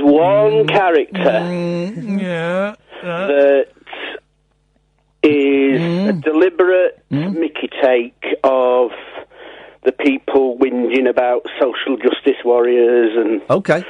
She's just so funny. Okay. Well, it's a troubled film. Whenever a director quits or is sacked or leaves halfway through a film, you think, right, okay, this is going to be a toughie. But the kids enjoyed The Last Jedi, and that was boring, man. That was too long, too dull. It was just boring. I'm going to watch that tomorrow. Please do, and then let us know how boring it is. I will. But which is your favourite of the original trilogy then? Star Wars. No. We did this before, and it courted controversy. My favourite of the original Star Wars is Revenge of the Sith. That's a prequel. That's not the original. Well, in your opinion. I would, that my favourite is out of all of them. We did this, and I can't remember, but Revenge of the Sith is my favourite. The prequels are underappreciated. Yeah, I mean the first one's boring because it's a kid. Who cares about kids? Boring. But Revenge of the Sith is that's the third one, isn't it? Revenge of the Sith. Yeah, that's the third of the prequels. Right. What's the second one called? The second one's Attack of the Clones. Right. So for me it goes Revenge. Right. So in first place, let's do this again. You have to do this again. First place, it's Revenge of the Sith. Second place, it's Jedi. Return of the Jedi. Revenge of the Sith, Return of the Jedi. Third place, Attack of the Clones. Fourth place... Oh, no, I've forgotten, because the one of the new ones was good. Forget the new ones, right? Fourth place, Star Wars. Fifth place, Empire, because that is rubbish. And sixth place is the first one about the boy. Anakin. I'll call it Anakin. Because I don't remember what it's called. Phantom Menace. But if we were to include... There was Last Jedi, and what was the other one? The one with... Force Awakens. Force Awakens and Rogue One. The Force Awakens, right? Force Awakens would be my... So it'll go... Right, so it'll go Sith, Force Awakens, Jedi, number 3, Clones at 4, Star Wars at 5, Empire at 6, and Anakin at 7. And where would the Last Jedi fit in? The Last Jedi would be at 8 because it's utter guff. It's a great film. It's not, man. You were talking about the reshoots and stuff, changing of the director. If you didn't know that about Solo, you wouldn't guess. Okay, good. All right. Same with Rogue One. Rogue One went through extensive reshoots. Rogue One was a great film. Yeah, that was a lot of fun. One's fantastic. And One with the Force. That was a great film. But so's Solo. To be honest, it's just a fun. Rip-roaring. I tell you what, Roger, maybe we'll speak on Friday night and I'll be letting you know if I want 35 quid off you or not. I know this, I don't want to sound like an old fart. Too late. But flipping cinemas are expensive now, aren't they? Yeah. The cinemas are expensive. We went to see Deadpool 2, right, this week, Monday I think it was, and that's quite late into the Deadpool 2 run. That's been out for a while, right? And it was still 17 quid. This is in central London, obviously. £16.50 a ticket. Ouch. For Deadpool 2! And I'm thinking, and there's, and we wanted to go, me and Katherine wanted to go to the pictures, and I had a discount, it was at Picture House, and I had a discount card, so I got 10% off, I got 4 quid off or something. But there's still part of me thinking, if I waited till this came out on DVD, I could buy the double disc edition for less than the price of one of these tickets. Maybe I should just wait and go and read a book for 2 hours. I do that for most films. Yeah. Most films now, to be honest. If it's a film that I know I'm going to really enjoy, yeah, I'll just wait and buy it on Blu-ray. I do like going to the cinema, and I know I love taking my kids to the cinema because it's a lot of fun, and we do the popcorn and we do the slush puppies. We do all of that. But again, you like going with me to things that are going to scare me. Sorry? Yeah, I do. But I remember when I was a kid, we mentioned the summer blockbuster. There would be like 1 or 2. I remember going to the cinema once in the summer holidays as a kid, maybe twice. I remember going 1 year to see Octopussy, 1 year to see Empire Strikes Back. Maybe we went twice because I went to see Popeye as well, and The Devil and Max Devlin. There's a good film. But now it's like every week. Yeah, there'd be a summer film and there'd be one before Christmas. Yeah. But now there's one every week, and a lot of them are good. That's the problem. A lot of them are really, really good. Again, that's what's probably damaged Solo coming so soon after The Last Jedi and so close to Infinity War and Deadpool 2. Yeah. But I think you'll enjoy it. All right, mate. We'll speak to you on Friday. Right, no worries, Ian. Cheers, Roger. Thank you, mate. Terrible Overwatch player, and a really bad loser as well. That's the thing. Yeah, really bad. He sounds so nice. Doesn't he? Evening, Paul. Good evening, both. How you doing? Very well, thank you, Paul. What you got? Good. And that was a genuine how you doing as well. Okay. Right, I came home quite late tonight, been out to see my brother and so on, and I just picked up on the conversation that's something to do with Kellogg's. Yeah, this kid found a 15-centimetre Crunchy Nut cornflake in his Crunchy Nut cornflakes. Right, okay. The reason I ask about it is because I had an issue with Kellogg's about, genuinely 6 months ago, where I found some plastic in my Frosties. Yes. In fact, generally in my... your phone, Paul, go and stand back wherever you were standing, because your phone's breaking up, and I want to... Unless it's Kellogg's censoring this call, which they have the power to do. Can you hear me okay, Ian? Yes, I can. I can hear you there, Paul. Yeah, good, man. It is a rubbish phone, to be honest. Well. He was actually my son. We'd given him some Frosties, and there was like a big bit of plastic in there, like a good, inch and a bit or so of plastic. I took photos of it and so on. I contacted Kellogg's, and they asked for a sample of it. But what I did as well, because they hadn't written on it, actually did a Google of some of the terms written on it, and it turned out it was from like a sorting machine which Kellogg's used. They were one of the one of the clients, I guess. Yeah, back in the 70s, that would have counted as a free gift. Mum would have said, "Oh, look what we've got here! Go on, who wants that, kids? What are you whinging about?" Free ice scraper. How much did the people get? Was it a fiver? Yeah, he got £4, the lad who got the 15-centimetre cornflake. You got money? He got £4 in vouchers. You just get a new bag, a new box. £4 in vouchers. Well, that is a new box, £4, isn't it? Really? I had £8. Oh, mate. £8 in vouchers. You played the game.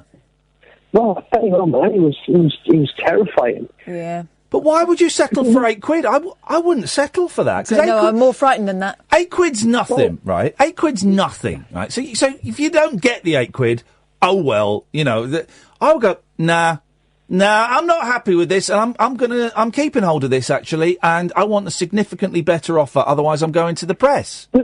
The trouble was they took it off me. Well, you're an idiot. Don't send it to them. Yeah, I had to send it to them to have like the analysis.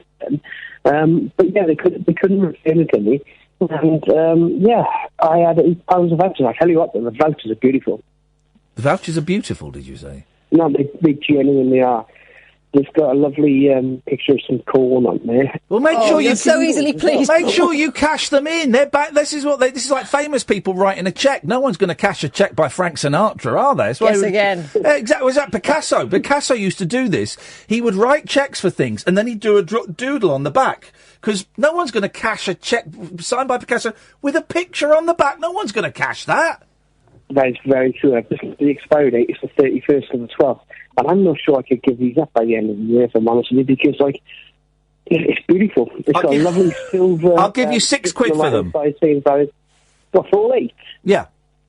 No chance. Oh, there we go. Thank you, Paul. No, £8. You go, nah. And also, I wouldn't send it off. Here's the pictures. Here's the video. Here's a comparison next to a 50p piece, and I'll film it from all the angles. You deal with that to start with. And I'd complain to them, and I'd complain to the shop I bought it from. And tell them to make you an offer. Yeah, and then I don't know why they gave the other bloke any money for finding a big Crunchy Nut cornflake. He's just got a great big version of what he'd already bought. What's the problem with that? Well, he couldn't eat it. He said he couldn't break it. Oh, come on. I don't think you really listened to the story. No, I didn't really. Okay, this is Talk Radio. No rules nocturnal nattering for nightbirds, nurses, and Nosferatu. All right, cool. The Late Night Alternative with Iain Lee on Talk Radio. Listen on DAB, download the app or go to talkradio.co.uk here Monday to Friday. Me and Kath, 10 o'clock at night. Paul Ross will be on at 1 o'clock. So, talking about cornflakes, and Sally just tweeted, Kellogg's invented cornflakes to stop masturbation. I didn't know that. I know that he was a bit of a... I know there was a film about him starring Anthony Hopkins. That's all I know about him. So he must be a bit more interesting. You knew about the masturbation, did you? Yeah, and there was some kind of... fundamentalist Christian thing going on, wasn't there? This is from the Daily Mail online, 2015. What do cornflakes and masturbation have in common? Cream? Oh, God. Mr. Kellogg believed sexual desires caused... you do them first thing in the morning? Mr. Kellogg believed sexual... you think of sexy women while you do it? Don't know. Cockerels. Sorry? What did you say? Cockerels. Oh, look, what is the Kellogg sign? It's a cock. Mr. Kellogg believed sexual desires caused disease and invented the plain cereal to stop self-pleasuring. Cornflakes were invented by John Harvey Kellogg in the 19th century. He believed sex and masturbation were bad for the body. Created cornflakes as a decidedly plain meal to prevent masturbation. Also advocated yoghurt enemas to prevent people from pleasuring themselves. For people the world over, a bowl of... Well, I can't wait to read the comments on this on the Mail Online. For people the world over, a bowl of cornflakes is the go-to breakfast of choice. But for the majority of those who look forward to their morning bowl, it will come as a surprise they were invented to stop people masturbating. John Harvey Kellogg, who first created the cereal in the late 19th century, originally intended it to be a, quote, healthy, ready-to-eat, anti-masturbatory morning meal. What would you say about crunchy nuts? Mr. Kellogg, a physician, was uncomfortable about sex, believing it was unhealthy for the body, mind and soul. He was celibate, having never consummated his marriage and keeping a separate bedroom from his wife. Very sensible. He also adopted his children rather than impregnating his partner. Oh, I see. And while he was anti-sex, he considered masturbation even worse. Self-pollution is a crime doubly abominable, he wrote. In his book, Plain Facts for Old and Young, he described 39 different symptoms which he said were caused by masturbation. Here we go. These included epilepsy, acne. Can you still get by Actol? Oh, I remember that. Do you remember it? It's like I've seen it today. It was like proper hardcore soap for spots. Yeah. It was in like a sort of tube, wasn't it? It was like a sort of big tube. Do you remember Oxy-10? Do you remember? Really dry them out. Oxycute them. Yeah. So I used to have Actol. Didn't do anything unless they're advertising with us, in which case it's great. Masturbation causes epilepsy, acne, bad posture, stiff joints, infirmity, poor development, fickleness and palpitations. So a lot of those come with old age. Is that what they're saying? It catches up with you? Mr. Kellogg developed an enema machine in which the intestines were cleaned out with water. After flushing the bowels with water, he believed they would be further cleaned by administering a pint of yoghurt, half through the mouth, half through the anus. Right, I think this man's got problems. So he's anti-sex, anti-masturbation, but he wants to see cream dripping out of someone's bum. Yeah. Okay. He wants to put some of it in their mouth and some of it on their bum. Where are the comments? Where are these? Let's see.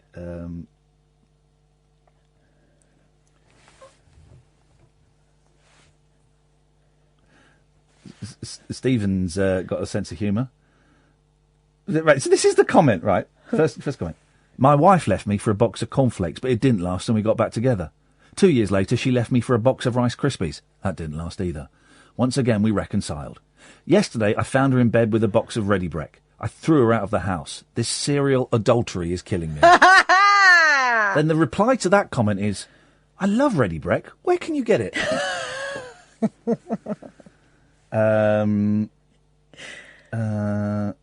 So there we go, Josh says, so he thought sex was bad, but he had no problem putting yoghurt in his ass.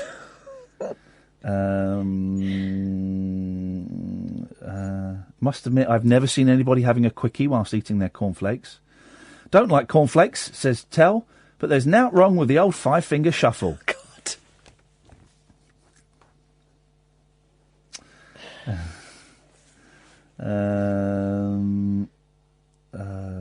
What a weirdo. Kellogg's introduced circumcision for boys in the US. Really?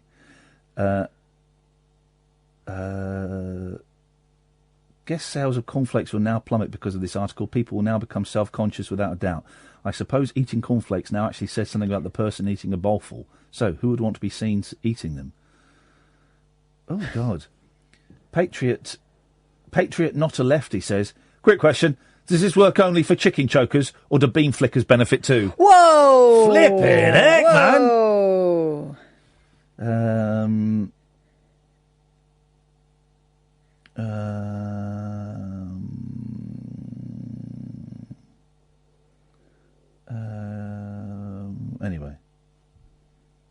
Anyway, that's that. Kellogg's, eh?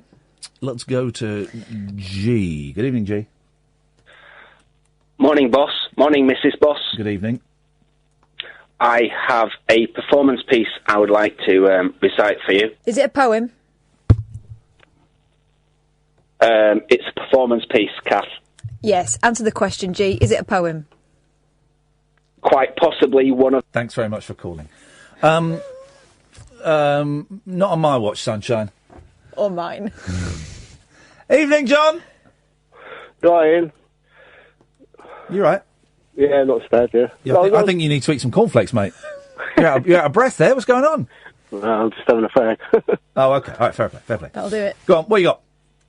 You was talking about the price of cinema tickets. Oh, flipping heck, yes! Yeah, me and the girlfriend was up north on, what was it, yesterday or the day before.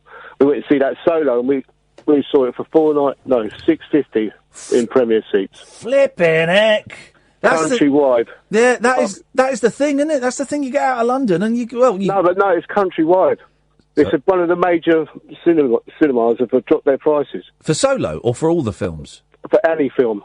Well, hang on a minute. Who? But can I say who it is? Yeah, of course you can, 'cause I'm going to the pictures on Friday. I want to save a fortune. You can take your boys, can't you? Yeah.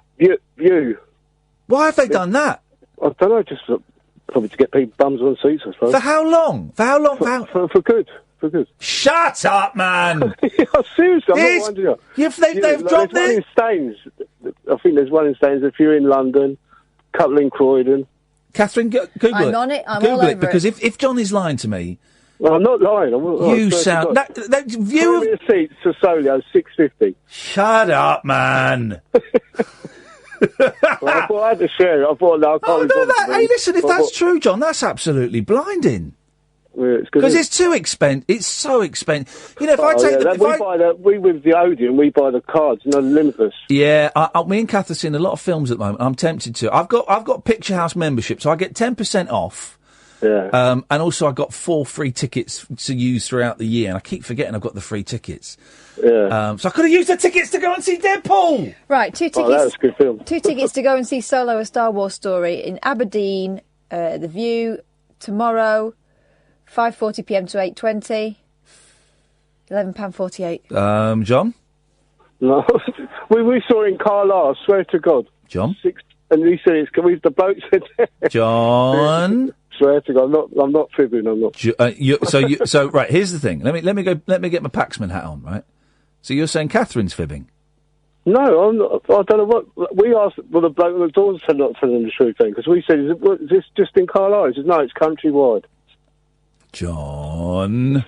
Swear to God. Catherine's showing me the evidence. Have a look at Carlisle then. Yeah, go to Carlisle. That's not countrywide, that's Carlisle-wide. Carlisle-wide. It's only a wonder to get up there on the train. You're right, I'm being silly. Right, let me see. Oh, man alive. Hang on a sec, stay there, John. Carlisle. Yep. Solo. Yep. Oh, well, let me choose Carlisle. No. Apparently it's been bought by John for £11. Are you spelling it right? Yeah, I don't have to spell it, it's a drop down. Hey. Oh. Tomorrow, 6:40, 2D, book now. Go on. John. What does it say? It's just preparing my booking. £11.48 again. John, thanks for calling, mate. You're banned for life. Why would you phone up and lie like that? Maybe he's working for The View and he wanted us to get us to say The View. What a troll. What an absolute... Why would you do that? What a troll. Unbelievable. I can only apologise, dear listener, for that. Oh, no. Sorry? Oh. You're right, Stephen. Oh, sorry, I didn't hear you introduce me. I No, didn't. sorry. We just went to you first and you were going, oh, no. Oh, because I don't want you to cut me off. No, what John's saying is true, because we went to the cinema. We took my daughter to that horrible film that was Peter Rabbit. But, no, yeah, and it's £6 each ticket, because I wouldn't pay £13 to go and watch that. Jeez, Okay, what money back. What chain of cinemas was it? The VUE one. The VUE? And Yeah, and that was in Bristol. And, and they've slashed it. Don't get me wrong, their foyer is stupid. They've cut their staff and they're selling, like £3 of sweets for £10 that you can get, like, in pound shop. And it's I couldn't believe my girlfriend when she said it either. But, £6 a ticket. I don't know. We were looking at 2 tickets there, 11.48. No, you said what? Sorry? You should have looked at one. No, 3 of... Hang on a minute, Stephen. Yeah. Catherine, would you... No. It automatically gave me 2. Right, let's do it again. Now you see... Flipping heck! Shh, they won't notice, shush. Oh, jeez. Right, shush. They've, like, half the prices, and just to get bums on seats, because, Hang on. What the hell? Why is my phone... Hang on, Stephen. John, it's Iain Lee. You're back on the air. Oh, we're going to apologise. I was just listening. I'm not going to apologise, John, because I never doubted you. But Catherine, I think, owes you... I just turned the screen round and it said £11.48. You didn't look at the detail. Catherine, I think, owes you a huge apology, John. And so John, I'm handing you over to Catherine. It didn't ask me if I wanted more than 1 ticket. It just gave me 2. Why? Why would it do that? So, yeah, it's true, yeah. So that's the price of 2? Yeah. Oh, that's a bit, yeah. Well, you know where to go in future then, don't you? With your kids. I'm stepping out. You guys sort this out between yourselves. I'm stepping out. I can't watch a good friend of mine being humiliated like this on radio.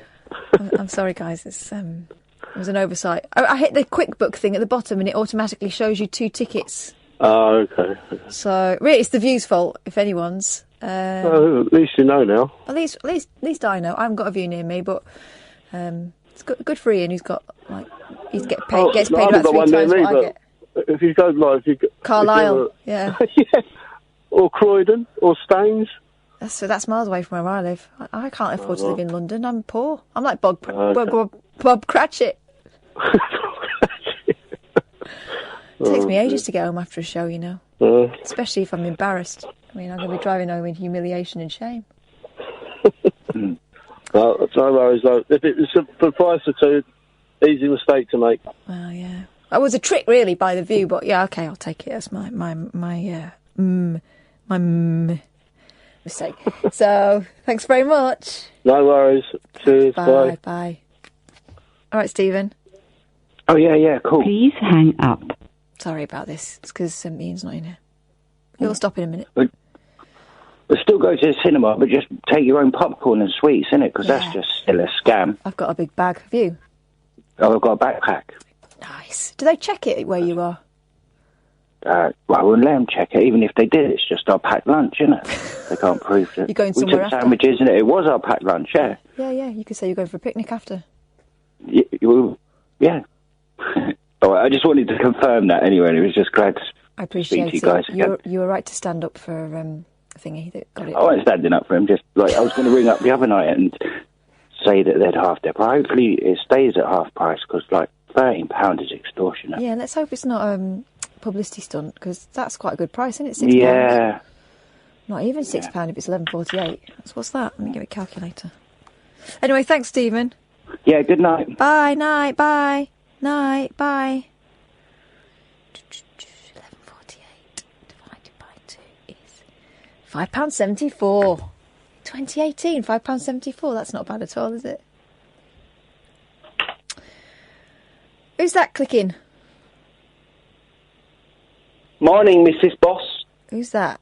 Oh, is that you, Guardian? No. Incorrect answer. Does that work? Not really. If you've come on to do another poem... It's not a poem. Will you say that? Performance piece. It's a what? Performance piece. Does it rhyme? Yes. Does it rhyme? In some places, maybe. Jog on, G. That. Is it time for an advert? I feel like one. Frankly, guys, do you know what? I don't get paid enough to do this show, so I'm going to just sit here and do some work. If you just wanted to talk amongst yourselves, that'd be cool.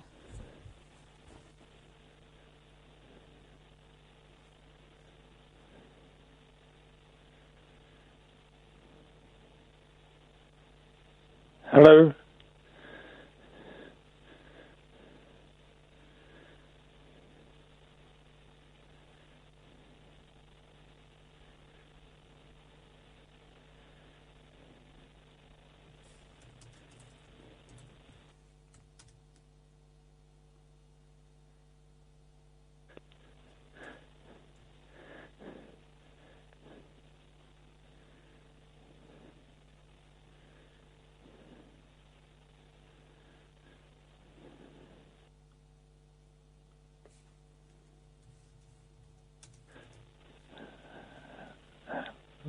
Hello.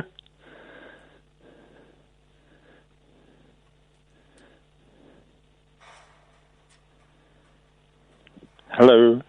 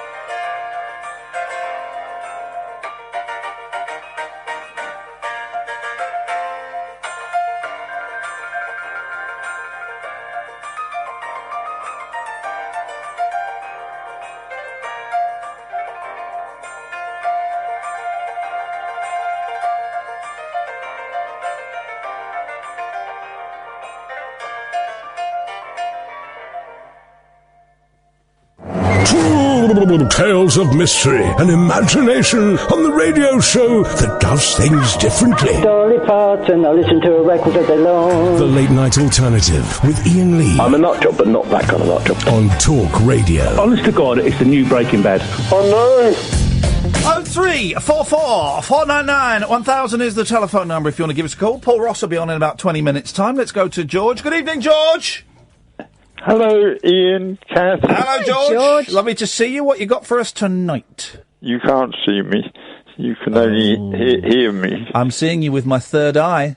I can see you because I'm watching you on YouTube, but you disappeared and I was worried about you.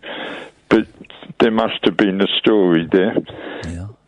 to your disappearance. Katherine had tried to destroy and pwn some of my listeners. She was proved wrong. Nothing to do with me. I thought I'd let her man up and apologise. Instead, she acted like a pussy. Acted like a pussy. I know, isn't that outrageous, George? It is. It is. I'm still thinking back to our call a couple of days ago when I seemed to have got cut off and I was trying to play you a bit of music that I thought you might be able to use as a jingle. Oh. And I think it would be nice for the future if you would put it out there for people to send you in jingles. We've got jingles. We've got them. There's a song called Africa by Toto. Yeah, I know. It's not really a jingle, though. We don't really have jingles. Well, I'm saying it would be fun if people sent in what could be a jingle. Do we have jingles? We don't really have jingles, do we? I don't know if we do. No, I don't. You cut me off before I could play it. No, I didn't. I said I'd give. I remember it now. I said I'd give you 30 seconds, and like a minute into it, we still hadn't heard the music. Yeah, well, I've got it lined up with the music now. Are you sure you've got it lined up with the music? Yeah. And Clive. Okay. Can I just ask a quick question? Yeah. A little housekeeping question. Are your neighbours going to be annoyed by this? No. Okay. They'll be deaf. They don't care. Okay, go on. A big build-up, that's all. Yeah. 30 seconds. Yeah, advance warning. This is not. This is not queued up. Can't you take a jingle from one of the tracks on the? Oh, this is exactly the same bit. Exactly the same. George. The last track. I don't think there's anything on it that's suitable for a jingle, really. Yeah. Yeah. Yeah. Oh God. You tell me which track. The last track. It's exactly where we were listening to him not having it ready 15 years ago. The last track when it comes into the tune. Yeah. How many tracks are there? What number is it? 7. Number 30 7. seconds is gone. Here we go. All right then, let's see this. Oh dear. Oh dear. Start the show, is it? No, go on. It's a bit. It's sweet. Is it? Yeah. I don't know. I think we need to start the show with some oomph. That's it. Oh, George, it's awful. I'm not sure. Would that sound right? That's lovely. George! Let me start with the jingle. Hang on a minute.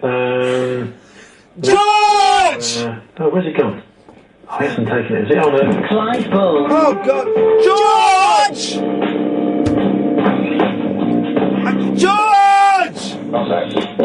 Do it again. Well, you can't come in just on the... You've got to have the beat, haven't you?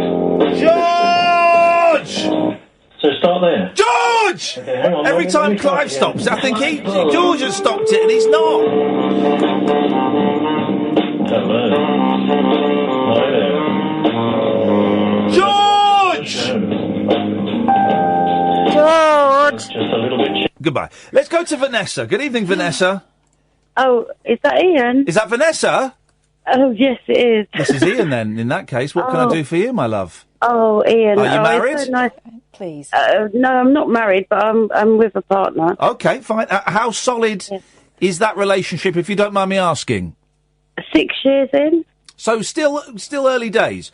And well, would 6 you be? years All right, 7 year itch coming up. Would you be interested in having a fling with someone who's in the process of getting divorced? It's legitimate. The ring is off.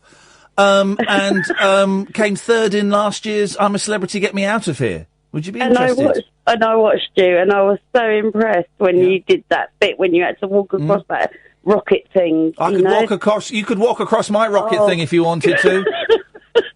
Vanessa? Oh, yeah, don't, please. Okay, no, fine. I'm just testing the waters. I apologise if you're offended by that. I'm just testing the waters, Vanessa. No. It's late and love is in the air. I'm not offended at all. It's quite hilarious, actually. Oh. No, because now I'm offended. Why are you offended? It's hilarious. The bloke off the telly should be chatting you up. Yeah, but you don't. Oh, don't. I'm teasing. Go on. I know you're teasing, and I know you're doing very well. And I want to say, can I say something to you honestly? As long as it's not, I think you're shit. Yes. No. Go. When I first, I didn't. I saw you in the jungle thing. Yeah, we wasn't going to watch it, but we ended up watching it. And I was like, oh God, who's that wimp? But seriously, after watching you and doing what you did, you're an inspiration, definitely. Yeah. Honestly. Oh, well, thank you. You're very, very kind. No. And also, listening to you on the radio is really, really, the way you are, it's just brilliant. Did you start listening because of the jungle? Well, my partner, Gary, he used to listen to you on LBC and all that nonsense. But, basically, yeah. Well, then you should so stick with jungle. I think. Oh, we'll stick with Gary. Definitely. But Vanessa, if ever it wobbles, you've got my number, yeah? Yeah. Can I? I'm just going to talk to you about something, if that's all right, quickly. Yeah, go on. I've just come off 6 weeks. I've been coming off the venlafaxine. Yes. Electric shocks in the brain? Well, it's been a bit rocky, but it's a tough one, that. But I'm a bit concerned because a few weeks ago I heard you talk about that pregabalin tablet, and they've put me on that now, and I'm thinking I'm going to be gay. You're going to be gay? Oh, there was a pill, wasn't there? What was that? What was that tablet that you said that was going to make everyone gay? Well, there was a fella. Were you talking about the story where the fella said that he became gay because he took a tablet? Pregabalin? There was a guy who'd been... What is it called? Pregabalin, though? There was a guy who'd been caught cheating on his girlfriend with a man and suggested it wasn't his fault, it was the medication he was taking. But strangely, now that they've broken up, he's still with fellas. Yes. I'm all right. I'm only 2 days on that pregabalin. Have you been thinking about boobies a lot? I haven't been thinking about anything. Okay. You've not been thinking... boobies look nice all of a sudden. I've never noticed boobies before. No? Jeez Christ, I've got boobies. I don't need to think about anyone else's. Okay, all right. Well, I don't think it'll make you gay. I don't believe it made him gay. No, I'm a bit worried about that, actually. No, don't be. That's not my thought. Well, but it would be your... The thing is, if it did turn you gay, that would be your thing, and you wouldn't be worried about it. Because that would be your thing, but it's I don't think anyone gets made to be gay. I bet Gary's over the moon, yeah! Go on, take a few more of them, girl. Go on, I'll bring some friends round. Oh. Hey, listen, Vanessa, you'll be all right. It's not going to turn you gay. And well done for coming off the venlafaxine, because that's a tough one. That's a tough one to come off of. It's 6 weeks. It's been not very good. Did you get that thing, right? Where if you turned your head, it would you turn your head, but then it'd feel like your head was kind of catching up with you a bit. Yeah. Oh my God! You just you can't look like to your left or your right because your head is just still like, whoa, what's going on? So you turn your head around, but you feel like you're facing forward, and it's the weirdest thing. I'm glad I asked that. Weird. Oh, I'm so pleased somebody understands how I feel, because when I say that to the doctors, they just look at me like I'm a... Well, you are. We are. That's why we're on them. Nutty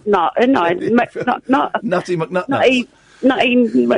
Yes, that's what we call mental illness on this show, guys. We don't mind. Yeah. Vanessa, I'm mental. I am completely and utterly, Vanessa. You're crazy. Do you know what? Right, I think you're brilliant because the way you are with your children is fantastic. Only obviously from what I've heard on. Well, I'm telling you my side of the story. I won't let them come on air again because they'll tell you the truth. No. Yeah, but the way that you spend time with your kids and do things, I think you are definitely brilliant. Hey, Vanessa, I'm flawed and I've got a lot of things wrong in my life, but I'm making an effort. And hey, listen, go on. But you're getting there. You're getting there, mate, and you're doing really well. Thank you, Vanessa. And I'm and I'm pleased to listen to you every day. So don't give up this job. I've got no intention. I've got a mortgage coming on. Send my love to Gary, Vanessa. Thank you very much. 0344 499 1000. I popped round to the house today and the kids were there, and the youngest said, "Look at my top." He had like a 2-inch tear in his top. Right. And it was an old top. I went, "Rip it." I went, "What?" He's gone, "Rip it." He said, No. Okay. He's gone, "Rip it." No. I said, "Go on, rip it. Pretend you're the Hulk." And he sort of ripped. I said, "Go on, rip it." And he ripped it a little bit. I said, "Go on, rip it like you're the Hulk." This was ruined. It was never going to be saved. And so he ripped it. And he sat there, just torn in half in his face. And I went, "Now you're in big trouble. You've either got to fix that or you've got to buy a new one." And he looked back and I said, "No, I'm joking." But he was so excited at being told by an adult to do something naughty. Rip it like you're the Hulk. And he loved it. He's there going, and his elder brother, who's the good one, is going, No! This is out the bounds of acceptable behaviour. Don't do it! It was great, man. It was great. Good evening, Robin. Hi, Ian. Hi, Cass. Morning. Hello. How's things, Robin? You're in China, aren't you? Yes, I am.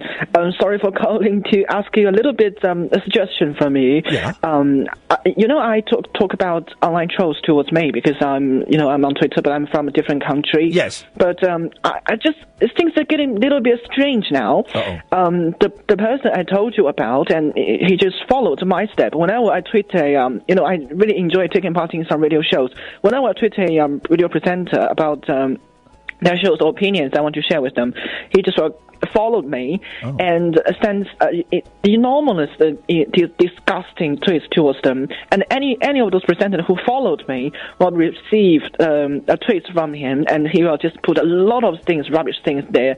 And he keeps doing that. I'm not sure if he's doing this kind of freedom of speech or something, but I feel it's so strange. I don't know if I should tweet anyone else. So what can I do? But have you reported it? Have you hit report for targeted harassment? Yeah, I reported his tweets, but the thing is, they don't think this is a problem. Twitter didn't do anything. What? Can you give me this person's Twitter name? On air? Is that okay? Yeah. If you're happy to, yeah. Oh, okay. Let me find the Twitter handle. Okay. The handle is SSYA MANOV. V. S for Vanessa. Sugar, yellow, America, man, apple, man, orange, violet. Yes, indeed. Okay, let's go and have a little look. His name is Shuichi. I can't find it, but I may have blocked this person. Let me see. I got. Right. Have you got it? No. Right. Sugar, Yeti, apple, map, orange, violet. The final three letter is notebook. Orange and Vanessa. Here we go. Got it. How strange. Well, it doesn't follow me. Yeah. You can see his tweets. He tweeted a lot of the presenters from the BBC. And those presenters, some of them followed me, some of them talked to me, some of them received the comments on their show from me. Oh, but look, he's tweeted... whenever I do this, well, He's tweeted... he lives in Tokyo, according to his Twitter thing. He's tweeted Sonny and Shay, who are presenters on BBC. He's tweeted BBC WM. And a lot of... Yeah.